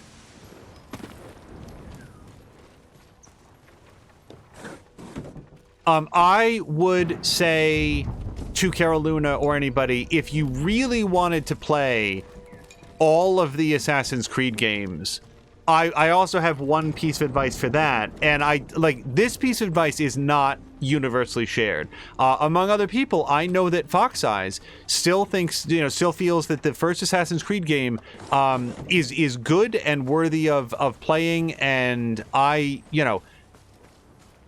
think that here's what I would say. If you play the first Assassin's Creed game, that very first one, and you find that you are not enjoying it, do not allow that to color your intent to play the ones that come after it. Because much like Assassin's Creed Origins, that first game is, in my opinion, practically a tech demo. Hold on, we got a new thing. Dishware and pottery. While ceramics and pottery are well-known products of China, these fragile materials are ill-suited to the Mongols' nomadic lifestyle. Containers traditionally used by the Mongols are made from wood, metal, and leather. And the reason that I bring this up is that I played the first Assassin's Creed game all the way through, from front to back. I didn't find all the flags because, in my opinion, that's impossible. But I played the whole game. I did all the missions and everything like that. And personally didn't have that great a time with it back in the day. I've also personally known multiple people who were like, boy, this Assassin's Creed thing seems like a pretty big deal. I'm gonna play it. And they would start with that first game and they would not enjoy it, and then they would quit the entire franchise. And I'd be sitting here saying, no, don't do that. Like, Assassin's Creed 2 is so good. Don't quit the whole franchise because you didn't like the first one. And I just feel like I've lost so many people who just did not. I don't know where the bird went. So I personally would say, wait. You're not taking me towards the quest. Good. And also, wait, hold on. Okay, it is complete. Just want to double check. Patikin agrees with Fox Eyes that it is underrated. Yeah, so I'm not going to tell people. I'm going to back off my old habit of telling people do not play the first one, because Patikin, Fox Eyes, and there's probably many others who are like, it's underrated and you should play it. I will say that it is very rudimentary compared to its own direct sequel that came out. It wasn't the next year, though, was it? There was more of a... What is this? Let's check the door. Open the door. My name is Jinsakai. The ghost! You poisoned us. Isn't that enough? I did no such thing. We heard what you did at the castle. How you killed all those people. They were Mongols. I would never harm you. Wherever you go, death follows. We'll never let you in. You'll die without medicine and food. I'll bring it. I did not mean to start a quest.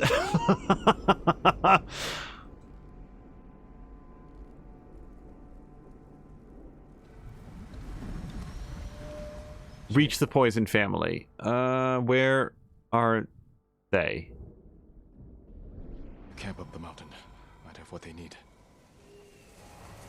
Oh, okay. Travel to the camp. Sure, we can do this. Oh, and Carol Luna is saying that he's not going to play all of them and doubts that he'll play even one. Yeah, it's a... The other thing about the Assassin's Creed franchise is that it can look overwhelming when you hear, like, wait, there's 12 mainline games? Like, what the hell? Another thing to know about the Assassin's Creed game is that the franchise is that there are distinct story arcs within those, and if you were to skip one or more of them, I really don't think that you would miss out. Broadly speaking, and without giving away any spoilers, there's one story arc that covers Assassin's Creed 1, 2, Brotherhood, Revelations, and then Assassin's Creed 3. Then there's a new story arc that kicks off that covers Black Flag. So I'm trying to remember, Patikin, which comes first, story-wise? And I know that they're a little bit interchangeable, but is it Rogue or Unity?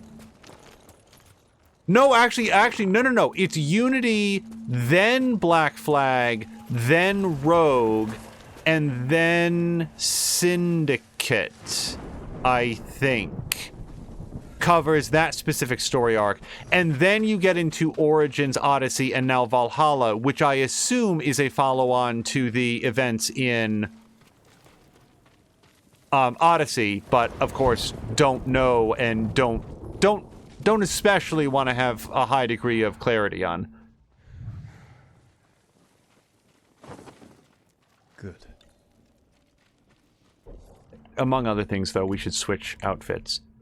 Oh, and by the way, Brian had said that he likes Black Flag. Yeah, Black Flag is a very, very popular one because Black Flag was the first game in the franchise that really toyed with... Here, maybe out hunting.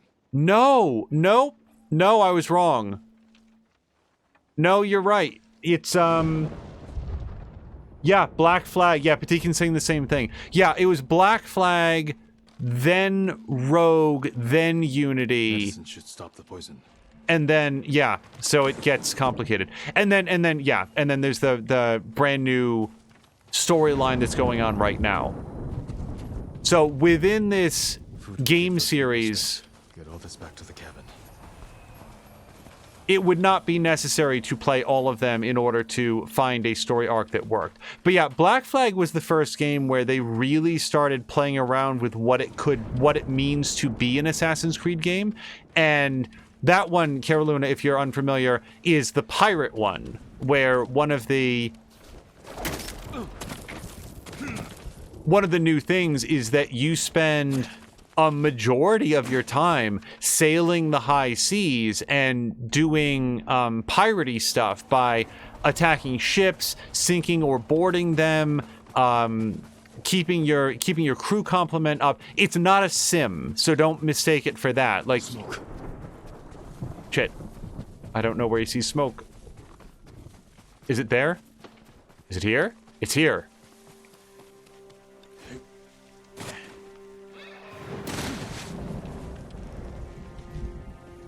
All right, well, see, now I have to switch back. I wanted my exploration gear because we were in unexplored territory. Let's do some Gusaku armor stuff. We haven't done this in a while.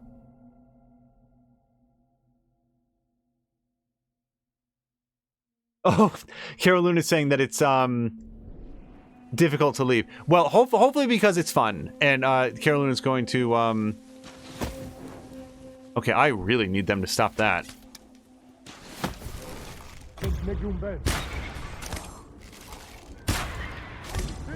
There's burning the cabin. Sorry, horse. Oh, no!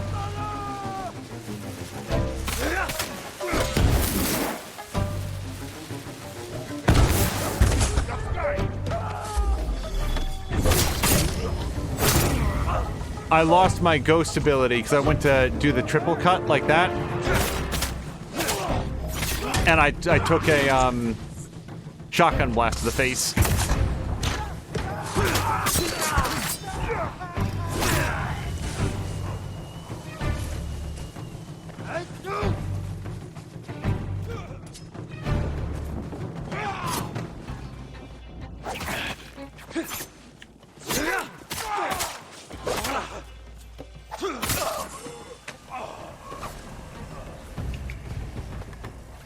Alright, before I go help the people, I'm gonna loot the corpses because I'm a monster.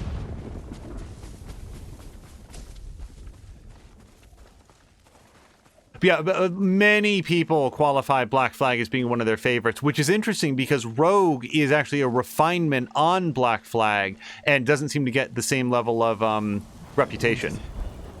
Let me help you. No one can help me now. I'm sorry. What about the others? They're all dead. It was the Mongols. And when we didn't die, they came with fire. If I'd let you in before, you came back. Find peace.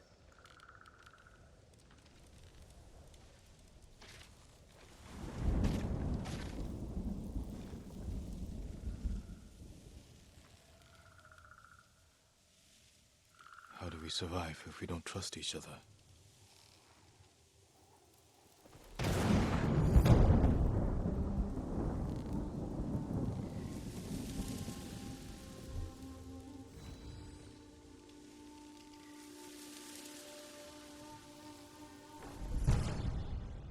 Ooh, hold on. Charm of Fire Doctrine, and it's a stealth charm. What do you think this does? Burning an enemy has a 15% chance to terrify nearby enemies. Only a 15% chance, you say. So, although that's not good for this armor, I think it would be great on our ghost armor that is all about percentage chances. Let's go take a quick look at this. So we definitely want status effects. This one we definitely want because it makes it 50% more likely that it'll occur. And then the other two are arrows have a 15% chance to poison enemies, which we've done a couple times here. I didn't really call it out, but those guys that I shot with arrows that went down vomiting blood, and it was cool.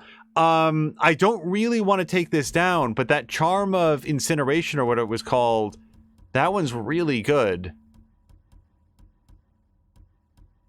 I don't know. Maybe I won't do this one, but I do feel like this is our ghost weapon set, and I feel like it works real well. No. This is the one. Charm of Fire Doctrine. That's the one.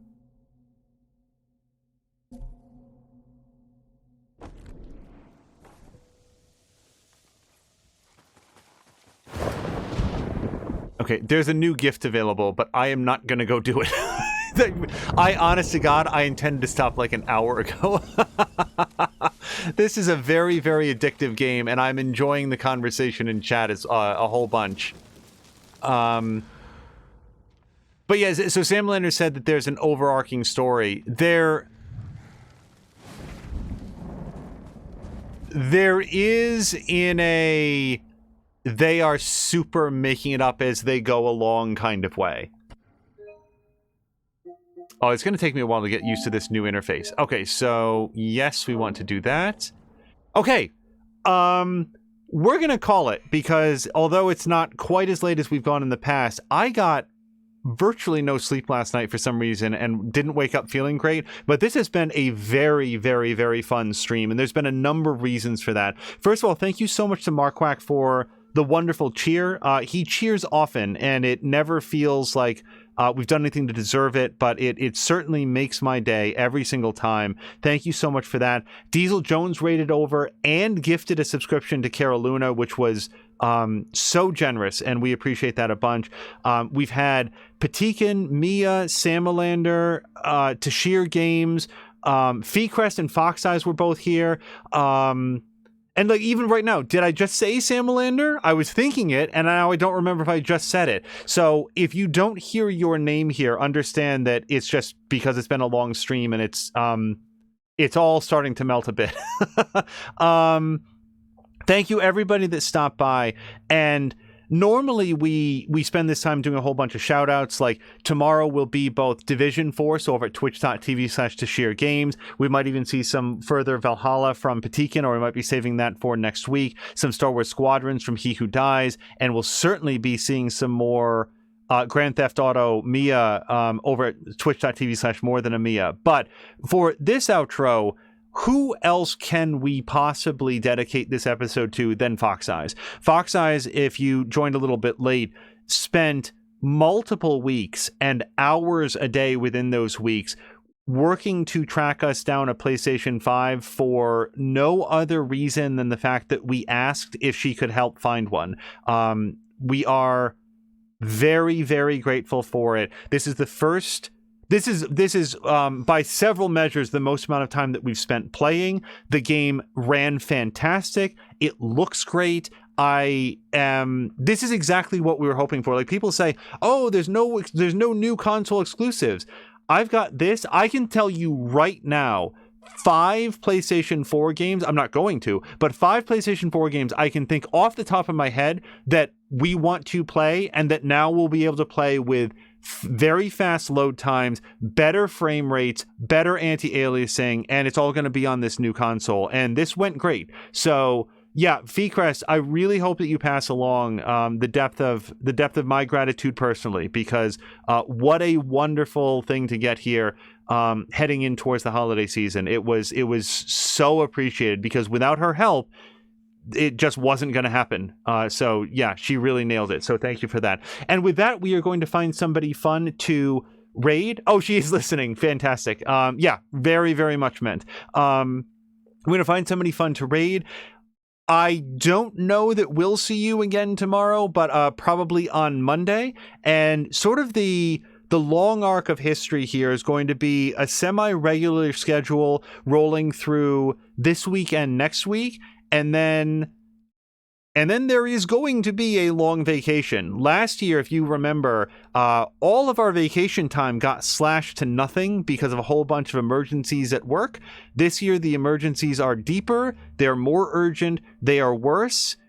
And by God, the vacations are going to happen, because those emergencies have been going on for 9 months now. And by God, we need to have some sort of rest. So that's sort of the look at it. I expect that we will be back here and streaming again on Monday, but if we have time to jump in early tomorrow or something, you never know. So thank you so much for following. Thank you for Han for the follow, and also Mia, as pointed out. I knew the name was familiar, but we've met Han in Mia's stream as well. So thank you very, very much for the follow as well. Rather than make this go on too long, let's go find somebody to raid. Everybody have a great night, and we will see you again in the days to come. Until then, thank you so much, and I hope you have a great night.